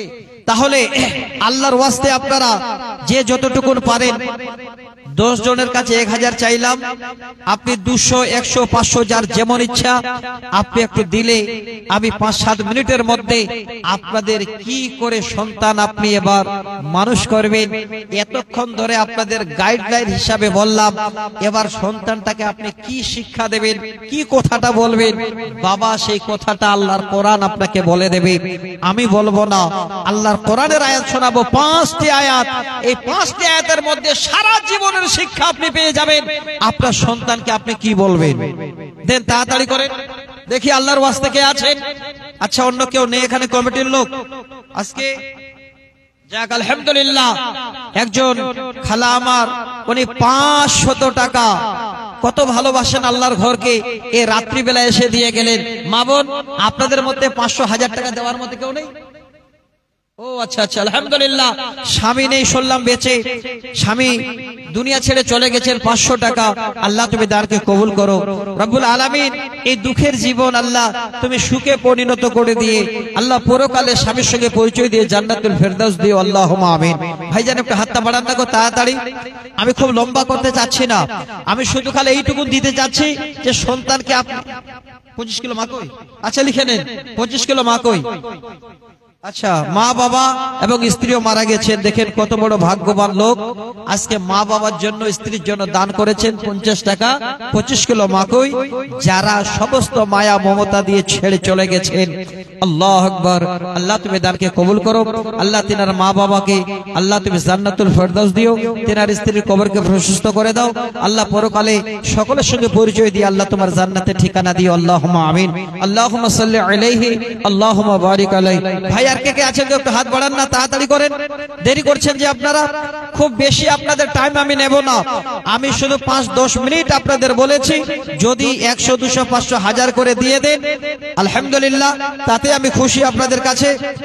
যদি মনে করেন মাকই দেব, কেউ যদি মনে করেন ধান দেব, তাও হবে। মা বোন, আপনারা কি এই দেশের এই অঞ্চলের এই গ্রামের মায়েরা লক্ষ্মী ভান্ডার কেউ পান না? হ্যাঁ, আগে তো 500 পাচ্ছিলেন, এখন 1000 হলো। আবারও পাবেন, যদি পারেন তো একটু দেন, তাহলে গজলটা আমি শোনাবো আপনাদের। আমি অবশ্যই শোনাবো, একটু হাতটা বাড়ান, চট করে 500 করে টাকা। আমার মায়েদের কাছে আমি আবেদন করছি, আমার মায়েরা তো দান বেশি করেন। মা জননী, একটা হাদিস আপনাদের সামনে ছোট করে বলি, সহিহ বুখারী মুসলিমের হাদিস, হাদিস নাম্বার 8086 886। আলহামদুলিল্লাহ। আর একজন ভাই আমার দিলেন 500 টাকা। আল্লাহ রাসূল বলছেন, ইত্তালাআতু ফিল জান্নাতে, আমি যেদিন জান্নাত দেখলাম, ফারাইতু আকসার আহলিহাল ফুকারা, সেদিন দেখলাম আল্লাহর জান্নাতে শুধু গরিবেরা যাচ্ছে। তারপরে ইত্তালাআতু ফিন্নার, আমি জাহান্নাম দেখার জন্য জাহান্নামে যখন একটু টুকি মারলাম, ওই সময় দেখছি ফারাইতু আকসার আহলিহান নিসা, শুধু মহিলারা আর মহিলারা জাহান্নামে দলে দলে যাচ্ছে। আমার মা, জাহান্নাম আপনারা বেশি যাচ্ছেন, আল্লাহ রাসূল স্বয়ং দেখছেন, যার মধ্যে কোন রকমের সন্দেহ নেই। আল্লাহ রাসূল পরবর্তীতে মহিলাদের বলেছিলেন, হে মহিলারা, ওই জাহান্নাম থেকে যদি বাঁচতে চাও তো বেশি বেশি সাদকা করো, বেশি বেশি দান করো।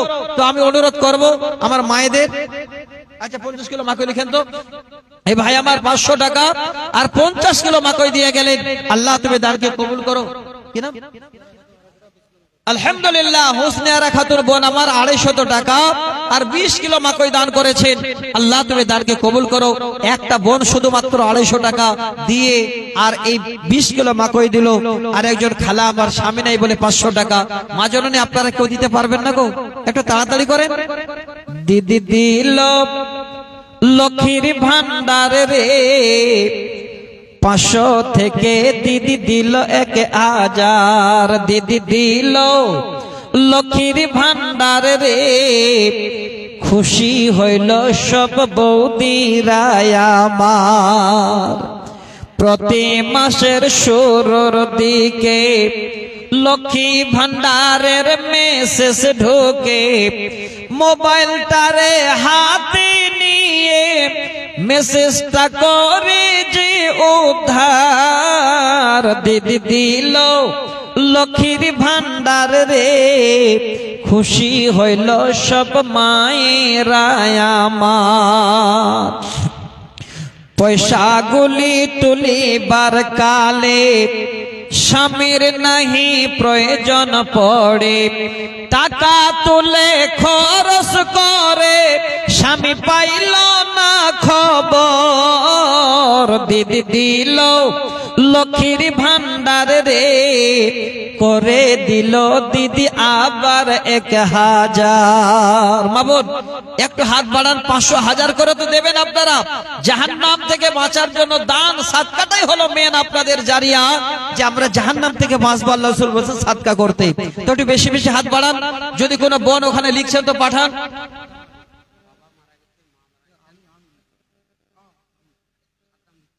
ও আচ্ছা আচ্ছা, সৈফুর রহমান ভাই নিজে দিয়েছেন 1000 টাকা। 10 জন চেয়েছিলেন, একজন পাওয়া গেল। বাবা মা মারা গেছেন, আল্লাহ তুমি দানকে কবুল করো। ইনি কত বড় ভাগ্যবান। আমি আপনাদের ছোট একটা সহিহ মুসলিমের হাদিসের ইবারত শোনাচ্ছি। আমরা টাইম পাবো না, এই জন্য তাড়াহুড়া করছি। আল্লাহ রাসূল একদিন ভাষণ দিচ্ছেন, বক্তব্য রাখছেন, আর এই রকমের পিছন দিক থেকে কয়েকটা লোক এসে আল্লাহ রাসূলের ডানে বামে দাঁড়িয়ে গেছে। আল্লাহ রাসূল তাকাচ্ছেন তো অবাক হয়ে গেলেন যে লোকগুলো এত গরিব যে তারা যে কোন রকমের জামা, কোন পাঞ্জাবি বা কোনো কিছু পরবেন এই রকমের অবস্থা নেই। একটাই তারা জামা পরে আছে, সেটাই তাদের পায়জামা পাঞ্জাবি, সেটাই তাদের প্যান্ট শার্ট, দ্বিতীয় কোনো জামা নেই। জামাটা কি? জামাটা হলো একটা কালো কম্বল। দেখেন, এখন তো মানুষ সুখী, আমরা কম্বলের মাঝখানে একটু কেটে দিয়ে গলায় লাগিয়ে দিয়েছে, আর পরিপূর্ণ বডিটা এইভাবে ঢাকানো আছে। এসে দাঁড়িয়ে গেছে। আল্লাহ রাসূল তাকালেন, সাহাবীরা সামনে। কিছুক্ষণ পরে আল্লাহ রাসূল উঠে ঘরে চলে গেলেন। আমি শুধু হাদিসের অর্থটা বলছি, ছোট্ট করে এবারটা শোনাবো। তাই ঘর থেকে চট করে বেরিয়ে আসলেন, এসে বলেন, বেলাল, বেলাল তুমি কোথায় আছো? তাড়াতাড়ি করে আজান দাও। হযরত বেলাল আজান দিলেন। সঙ্গে সঙ্গে নবীজি এবার জামাত চালু করে দিলেন। নামাজ শেষে আল্লাহ রাসূল এবার সাহাবীদের সামনে ঘুরে বসলেন।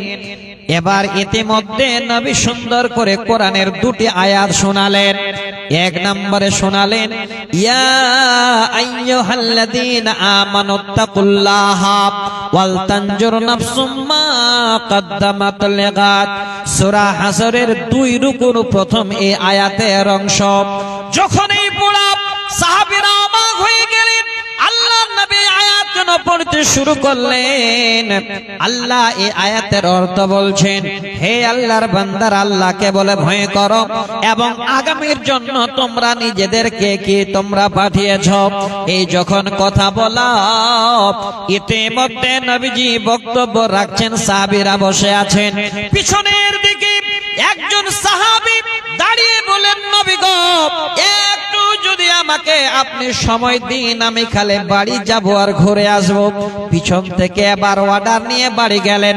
বাড়ি গিয়ে বিবিকে বলছেন, বিবি রে, এমন আয়াত নবী যেন আজকে আমাকে আমাদের শোনালেন। আমি ছুটে আসলাম, বিবি দেরি করো না, তাড়াতাড়ি করে ঘরে কি আছে আমারে তুমি দাও। যেমন সাহাবী তেমনি তিনার স্ত্রী সরাসরি ঘরে এসে দেখেন কিছু খিজুর ছিল।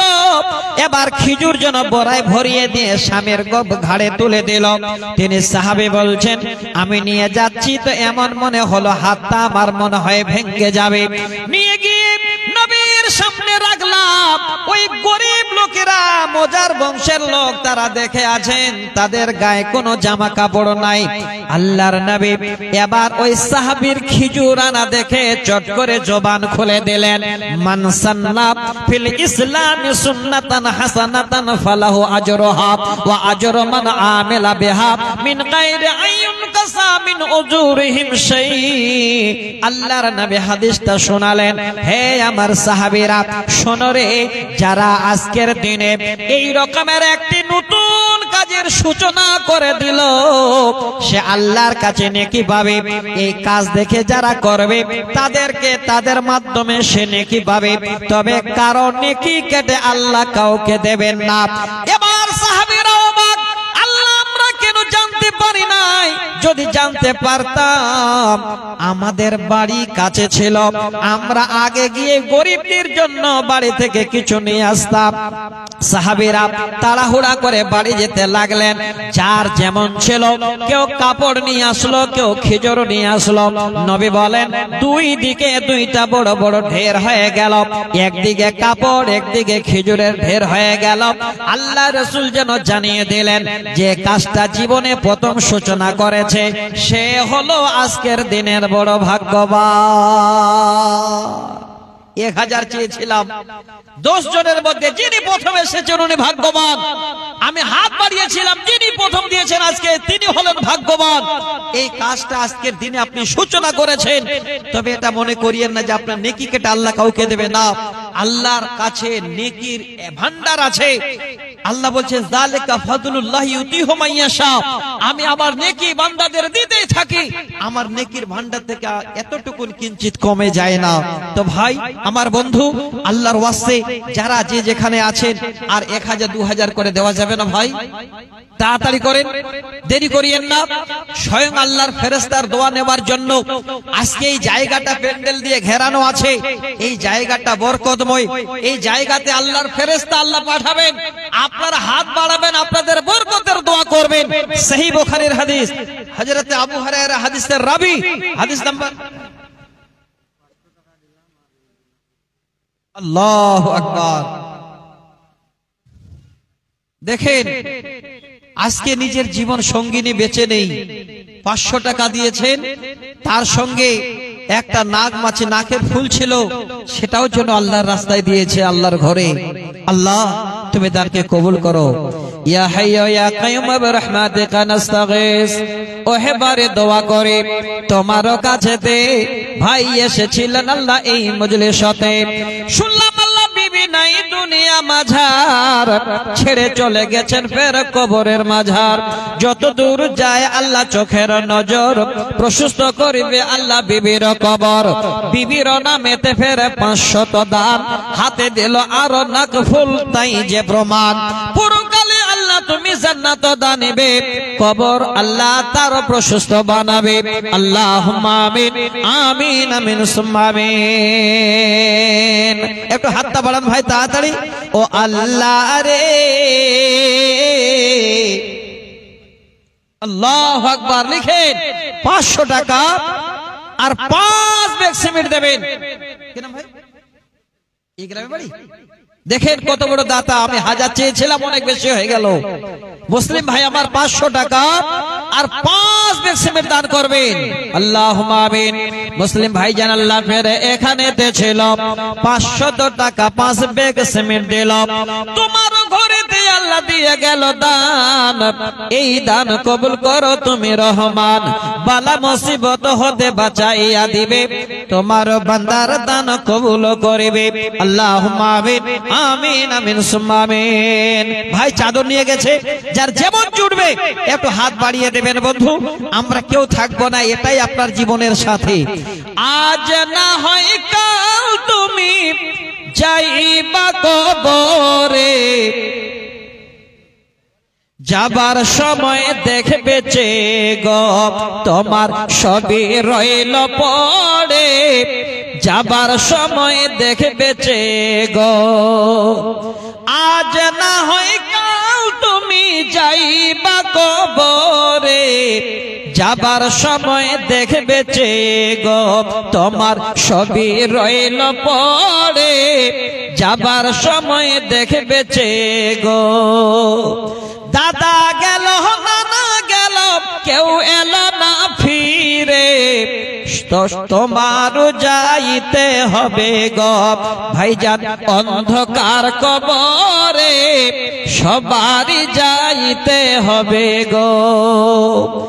আজ না হয় কাল তুমি যাইবা কবরে, যাবার সময় দেখবে যে গো তোমার সবই রইল পড়ে। যাবার সময় দেখবে যে গো। আলহামদুলিল্লাহ, একজন ভাই আমার 100 টাকা দিয়ে পাঠিয়েছেন, একজন নমুসলিম ভাই আমার। আর একজন ছোট্ট বোন আমার 1000 টাকা নিয়ে এসেছেন। আল্লাহ তুমি দানকে কবুলে মঞ্জুর করো। আল্লাহ তোমার ঘরের জন্য দান করেছেন, আল্লাহ তুমি সেই দানকে কবুলে মঞ্জুর করে নাও। আল্লাহ তাদের বাড়িতে সুখের তুমি ফোহারা ছুটিয়ে দাও। আল্লাহ তাদের সুখ দাও। জীবনের ছেলে মেয়েদের আল্লাহ আদর্শবান ছেলে মেয়ে যেন তৈরি করতে পারে, আল্লাহ সেই ভাবনা চিন্তা মা বাবার মাথায় তুলে দাও। আল্লাহুম্মা আমিন আল্লাহুম্মা আমিন। আচ্ছা ভাই চাদরটাতে একটু দিয়ে দেন। আচ্ছা আর কেউ দেবেন? যদি মনে করেন ভুট্টা দেব, মাকই দেব, ধান দেব, কেউ যদি মনে করেন সরিষা দেব, 250 টাকা নগদে দেব, 1 ব্যাগ করে সিমেন্ট দেব, যা দেবেন আল্লাহর ঘরের জন্য একটু হাতটা বাড়ান। ভাইজান দেরি করবেন না, যতটুকুন পারেন আজকে দিয়ে যাবেন। এটাই আপনার সাথে মানে যাবে, রেখে যাবেন, ওয়ারিসেরা আপনার ভাগ করে নেবে। আপনার শুধু পোস্তানাই থাকবে, লাভ কিছু হবে না। একদিন তো যেতেই হবে। আমি অনেক কবিতা এর আগে শুনিয়েছি, যে কবিতাগুলো আগে খুব মনোযোগ সহকারে বলতাম। যতই সময় যাচ্ছে মানুষ কোরআন হাদিস বেশি শুনতে যাচ্ছে, তার জন্য এইদিকে একটু ঝোঁকটা বেশি হয়ে গেছে আমারও। আলহামদুলিল্লাহ, আমার 2 জন ভাই 500 করে। আচ্ছা ভাই যারা আছেন কমিটির লোক, যদি মনে করেন যে দেব তাহলে একটু দিয়ে দেন। আপনাদের কাছে প্রধান বক্তা চলে আসবেন, এবার ওনার বক্তব্য শুনতে অনেক হয়তো লেট হয়ে যাবে, পরবর্তীতে দিতে চাইবেন জানি না, যদি নসিবে থাকে তো দেবেন, না হলে হয়তো চলে যেতে পারেন। তো আজকে আগেই যখন সুযোগটা এসে গেছে তো হাতটা বাড়ান। আলহামদুলিল্লাহ, মহসিন আলী ভাই 500 টাকা। হ্যাঁ আচ্ছা ভাই আমাকে বলবেন, আর কেউ আছেন ভাই যারা দেবেন? আচ্ছা মহসিন আলী ভাই কোনটা গো? মহসিন আলী ভাই 500 দিয়ে গেলেন, কোনটা?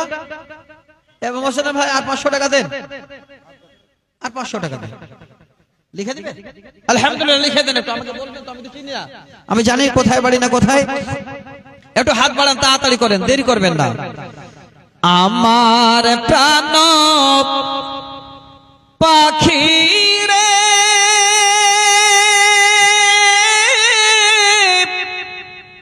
আমার মন ময়না রে একদিন তো যাইবার পাখি আমায় ছাড়িয়া একদিন তো যাইবার পাখি আমায় ছাড়িয়া ছেলে মেয়ে পাশে বসে কান্দিবে পাগলের ভেসে চোখের জলে পড়বে কোরআন খুলিয়া 500 টাকা আর এক ব্যাগ সিমেন্ট দিলেন। দেখেন একজন ভাই আমার কত আল্লাহর ঘরকে ভালোবাসেন। বিল্লু তৌড়ি, কি সুন্দর নাম। 100 টাকা আর 20 কিলো মাকই দান করেছেন। মা হাওয়ারে আদমেরই 2টি সন্তান হিন্দু মুসলমান হিন্দু মুসলমান মন্দিরতে ঘন্টা বাজে মন্দিরতে ঘন্টা বাজে মসজিদতে হইয়া যান মা হাওয়ারে আদমেরই 2টি সন্তান হিন্দু মুসলমান হিন্দু মুসলমান। নাম কেমন? বিন্দু তুড়ি। 100 টাকা আর 20 কিলো মাকই দিয়েছেন আল্লাহর ঘরের জন্য। দেখছেন কত বড় ভাগ্যবান। আচ্ছা এই দেশে তো মাকই হয় ভালো। আচ্ছা যদি মনে করেন যে আমরা একটু করে মাকই দেব, কমে যাবে না বন্ধু? কমে যাবে না। সহিহ বুখারীর হাদিস, নবী বলেন মান তাসাদ্দাকা বিইদলি তামরাতিন মিন কাসবিন তাইয়্যিবিন ওয়ালা ইকবালুল্লাহু ইল্লা তাইয়্যিবা। নবী বলছেন কোন আল্লাহর বান্দা যদি একটা খেজুরের বিচির সমান আল্লাহর রাস্তায় সাদকা করে, হিসাবটা ভালো করে বুঝিয়ে নিন। যারা ভাবছেন 10, 20, 50 টাকা দিলে পকেট খালি হয়ে যাবে, যারা ভাবছেন 100, 200 দিলে হয়তো আমি গরিব হয়ে যাব, কমে যাবে, বন্ধু হিসাবটা আপনাদের নবী যেন বুঝিয়ে দিয়েছেন। মান তাসাদ্দাকা বিইদলি তামরাতিন মিন কাসবিন তাইয়্যিবিন, যদি কোন আল্লাহর বান্দা নিজের হালাল কামাই থেকে একটা খেজুরের বিচির সমান আল্লাহর রাস্তায় সাদকা করে, ওয়ালা ইকবালুল্লাহু ইল্লা তাইয়্যিবা, নবী বলছেন আল্লাহ যেন সেই হালালকৃত দানকে কবুল করেন, আর সেই দানটাকে আল্লাহ পাক স্বয়ং নিজের ডান হাতে কবুল করে নেন। এবার কবুল করে নিয়ে যেন রেখে দেন না। নবী বলছেন যেমন কোন একটা গাভী বাছুর দেয়, এবার বাছুরটা আস্তে আস্তে আস্তে আস্তে বড় হয়, ঠিক তেমন আল্লাহ রাব্বুল আলামিন ওই বান্দার সেই দানটুকু বাড়াতে বাড়াতে বাড়াতে হাত্তা তালা মিসলাল জাবাল, নবী বলছেন ওই দানকে বাড়াতে বাড়াতে পাহাড়ের সমতুল্য বানিয়ে দেন। কি নাম? আলহামদুলিল্লাহ। বেনামিতে ওই যে ভাই 500 টাকা দিয়ে দিচ্ছেন, 200 টাকা আর 2টি সিমেন্টের ব্যাগ দান করেছেন। আল্লাহুম্মা আমিন। ওহেবারে দোয়া করে তোমারও কাছেতে বেনামিতে 200 দিল মসজিদ নামেতে, আর 2 ব্যাগ সিমেন্ট এখানেতে দান। এই দান কবুল করো তুমি রহমান, বালা মুসিবত হতে বাঁচাইয়া দিবে, তোমারও বান্দার দান কবুল করিবে। আল্লাহুম্মা আমিন আমিন আমিন সুম্মা আমিন। আচ্ছা মোহসেন আলী ভাই 1000 মোট পুরিয়ে দিলেন। আচ্ছা মা বোনদের কাছে চাদর পাঠান। মতিবুর রহমান, আলহামদুলিল্লাহ। ভেলাই হতে ভাই আমার মতিবুর রহমান ছিল, 1000 টাকা আল্লাহ নগদতে দিল। আল্লাহ তুমি এই দান কবুল করিবে, মতিবুর ভাইকে আল্লাহ সুখেতে রাখিবে, যতদিন থাকবে আল্লাহ দুনিয়া মাঝার সুখ শান্তি দিয়ে বাড়ি বাগ পারোয়ার বালা মুসিবত হতে বাঁচাইয়া দিবে। ভাইজানকে আল্লাহ তুমি সুখেতে রাখিবে। আল্লাহুম্মা আমিন আমিন আমিন সুম্মা আমিন। আলহামদুলিল্লাহ কইনুর খাতুন এক মন মাকই দিয়েছেন। মাবুদ আপনারা কি কেউ কিছু দেবেন না স্বামীর বিনা অর্ডারে? শুনেন আর একটা হাদিস শোনাচ্ছি আপনাদের। যদি স্বামী চিপটা হয়, কঞ্জুস হয়, বখিল হয়, ওই স্বামীর যদি পকেট মেরে লুকিয়ে লুকিয়ে মসজিদে 20 কিলো মাকই দেন তো কোনো গুনাহ হবে না। এই মায়েরা ফতুয়া পেয়ে গেল। হ্যাঁ, যদি স্বামী আপনার দান না করে, কেউ চাইতে আসলো স্বামী দিতে দেয় না, স্বামী যখন বাড়ি থেকে পালিয়ে যাবে ভালো কাজের জন্য আপনি দিলে দিতে পারেন। সহিহ বুখারীর হাদিস। নবী বলছেন খুজি মা ইয়াকফিকে ওয়া ওয়ালাদাকে বিল মারুফ। এটা নয় স্বামী পালিয়ে গেছে আর কোথাও গিয়ে বাদাম মোটকা খাবো না। যদি দান করতে চান তাহলে দিতে পারেন, চুরি করে দান করবেন যদি স্বামী না দেয় তাহলে। আর ছেলেকে পড়াতে দিয়েছেন, বাবা ভালো ছেলেকে পয়সা দিচ্ছে না, স্বামীর পকেট মেরে আপনি ছেলেকে টাকা দেবেন, গুনাহ হবে না। আর ওই পকেট মার ধরা পড়লে বিচারও হবে না। আলহামদুলিল্লাহ মকসেদ আলী 200 টাকা এক ব্যাগ সিমেন্ট আর 1000 টাকা কে? আচ্ছা বেনামিতে একজন 1000 টাকা। আল্লাহ গো তানকে তুমি কবুলে মঞ্জুর করো, আল্লাহুম্মা আমিন। আচ্ছা একটু হাত বাড়ানোর কে আছে? একটু তাড়াতাড়ি করেন, তাড়াতাড়ি করেন। আমি আপনাদের একটা খালি উদাহরণ দেব। এবার ছেলে মেয়েদের ছোট থেকে কি শিক্ষা দেবেন? জামাল মোহাম্মদ 25 কিলো মাকই। আর কে আছেন ভাই? দেন। আলহামদুলিল্লাহ। আরেকজন ভাই 500 টাকা। এই গ্রামে বাড়ি? এই গ্রামে বাড়ি না যদি না হয় আমি কাকে চাপবো? একটু বলতে তো হবে। আলহামদুলিল্লাহ 500 টাকার 50 কিলো মাকই। আল্লাহ তুমি দানকে কবুল করো, আল্লাহুম্মা আমিন। মিত্রবাড়ি থেকে একজন ভাই আমার 400 টাকা 50 কিলো মাকই। আলহামদুলিল্লাহ। আর জামাই আছেন আমাকে খোঁজ করেন তাড়াতাড়ি।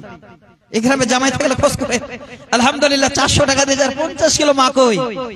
জামাই হলো 14 গোষ্ঠী ঠাকুর, জানেন তো? আর এখনকার জামাই হলো শ্বশুরকে ধ্বংস করা। হ্যাঁ, আমার একটা কবিতা হয়তো ইউটিউবে দেখেছেন। কবিতাটার নাম হলো গতির ক্ষতি। শুনেছেন কোনদিন? হ্যাঁ, কবিতাটা একটু আপনাদের না শুনি আর পারছি না। কবিতাটা শোনাবো একটু। এই রকমের জামাই যদি ভালো জামাই হয় তাহলে কিন্তু আপনি শুনিয়েন না, আর খারাপ জামাই হলে শুনিয়েন। এবার ভালো খারাপ কোনটা, এর মধ্যে একটু পার্থক্য আছে। আবার দেখবেন এমন জামাই আছে দেখতে শুনতে খুবই ভালো, কিন্তু শ্বশুরের গলা কেটে দিয়েছে। কি দিয়ে কেটেছে? বেটিটা নিয়েছে, খাট নিয়েছে, এতগুলো টাকাও নিয়েছে, ফের চোরার বাইকটাও নিয়েছে। আসে না তাই বলেন? এবার ওই জামাই যখন ভেলাই গ্রামে আসবে, রাস্তা তো ইন্টারন্যাশনাল দেখলাম কালিয়াগঞ্জ থেকে, আলহামদুলিল্লাহ। এই রাস্তায় যদি গাড়ি চালায় ওই জামাই, তা আমার মনে হয় যে গাড়িটা কোন দিকে যাবে না যাবে ওইটা দেখবে না, যেহেতু শ্বশুর বাড়ি আসছে, বুঝলেন?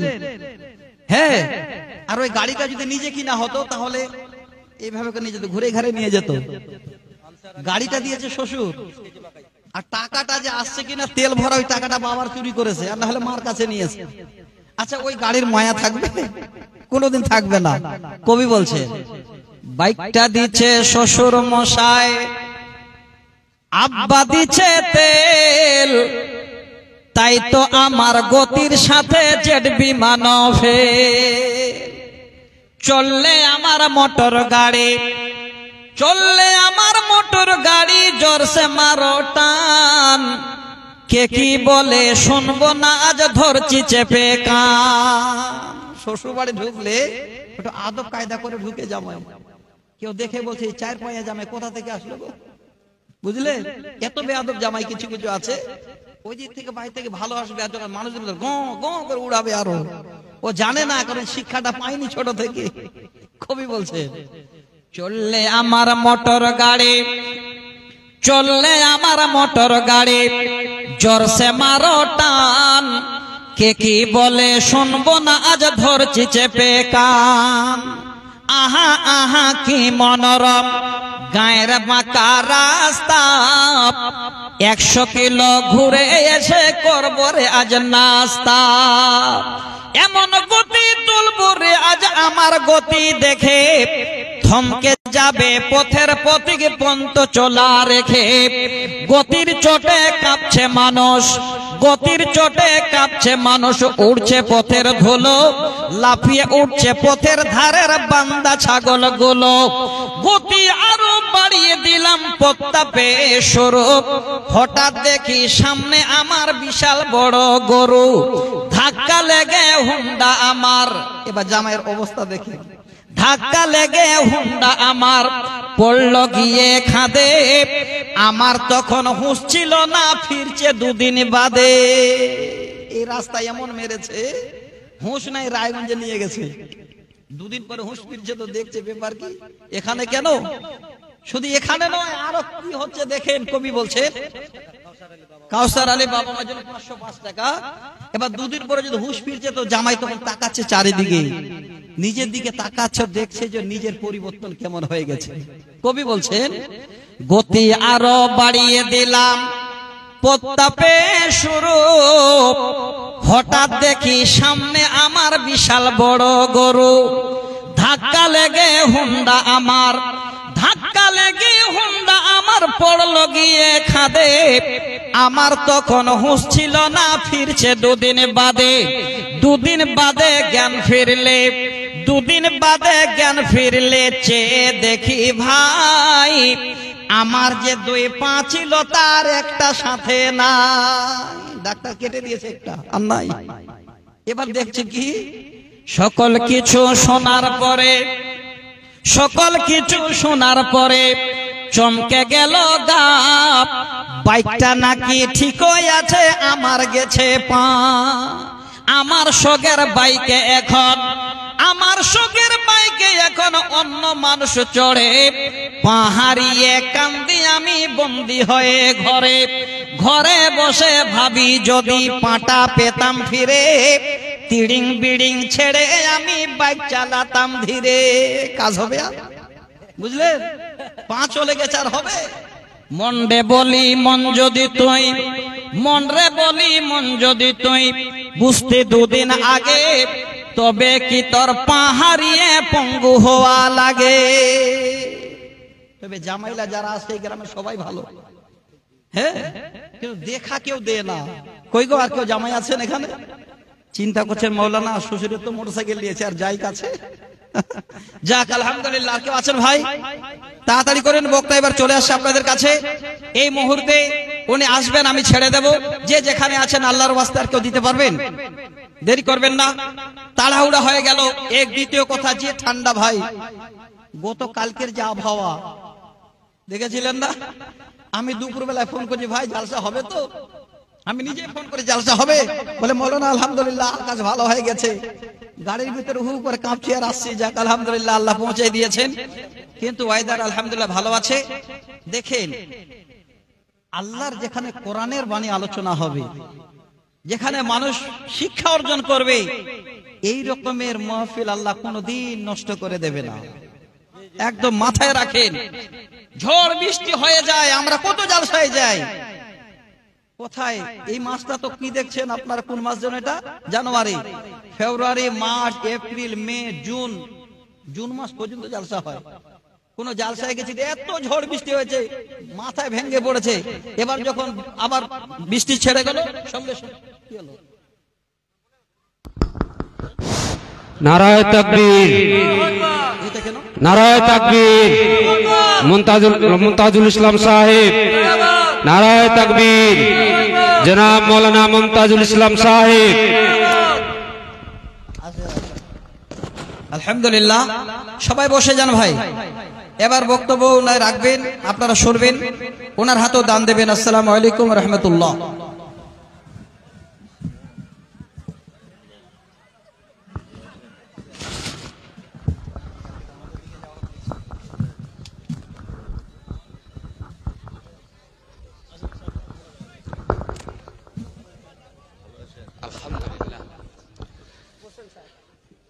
আসসালামু আলাইকুম। আপনারা অবগত আছেন যে গত 15 দিন আগে থেকে আপনারা হ্যান্ডবিলে পেয়েছেন আমাদের প্রধান বক্তা ফজিলাতুল শেখ জনাব মৌলানা মুমতাজুল ইসলাম সাহেব ইরফানি সাহেব। উনি আমাদের মঞ্চে উপস্থিত হয়ে গেছেন। এখন আপনাদের সামনে বা আপনাদের মাঝে বক্তব্য পেশ করার জন্য উনাকে আপনাদের মাঝে তুলে দিচ্ছি শেখ জনাব মৌলানা মুনতাজুল ইসলাম ইরফানি সাহেব, কলকাতা বারাসাত।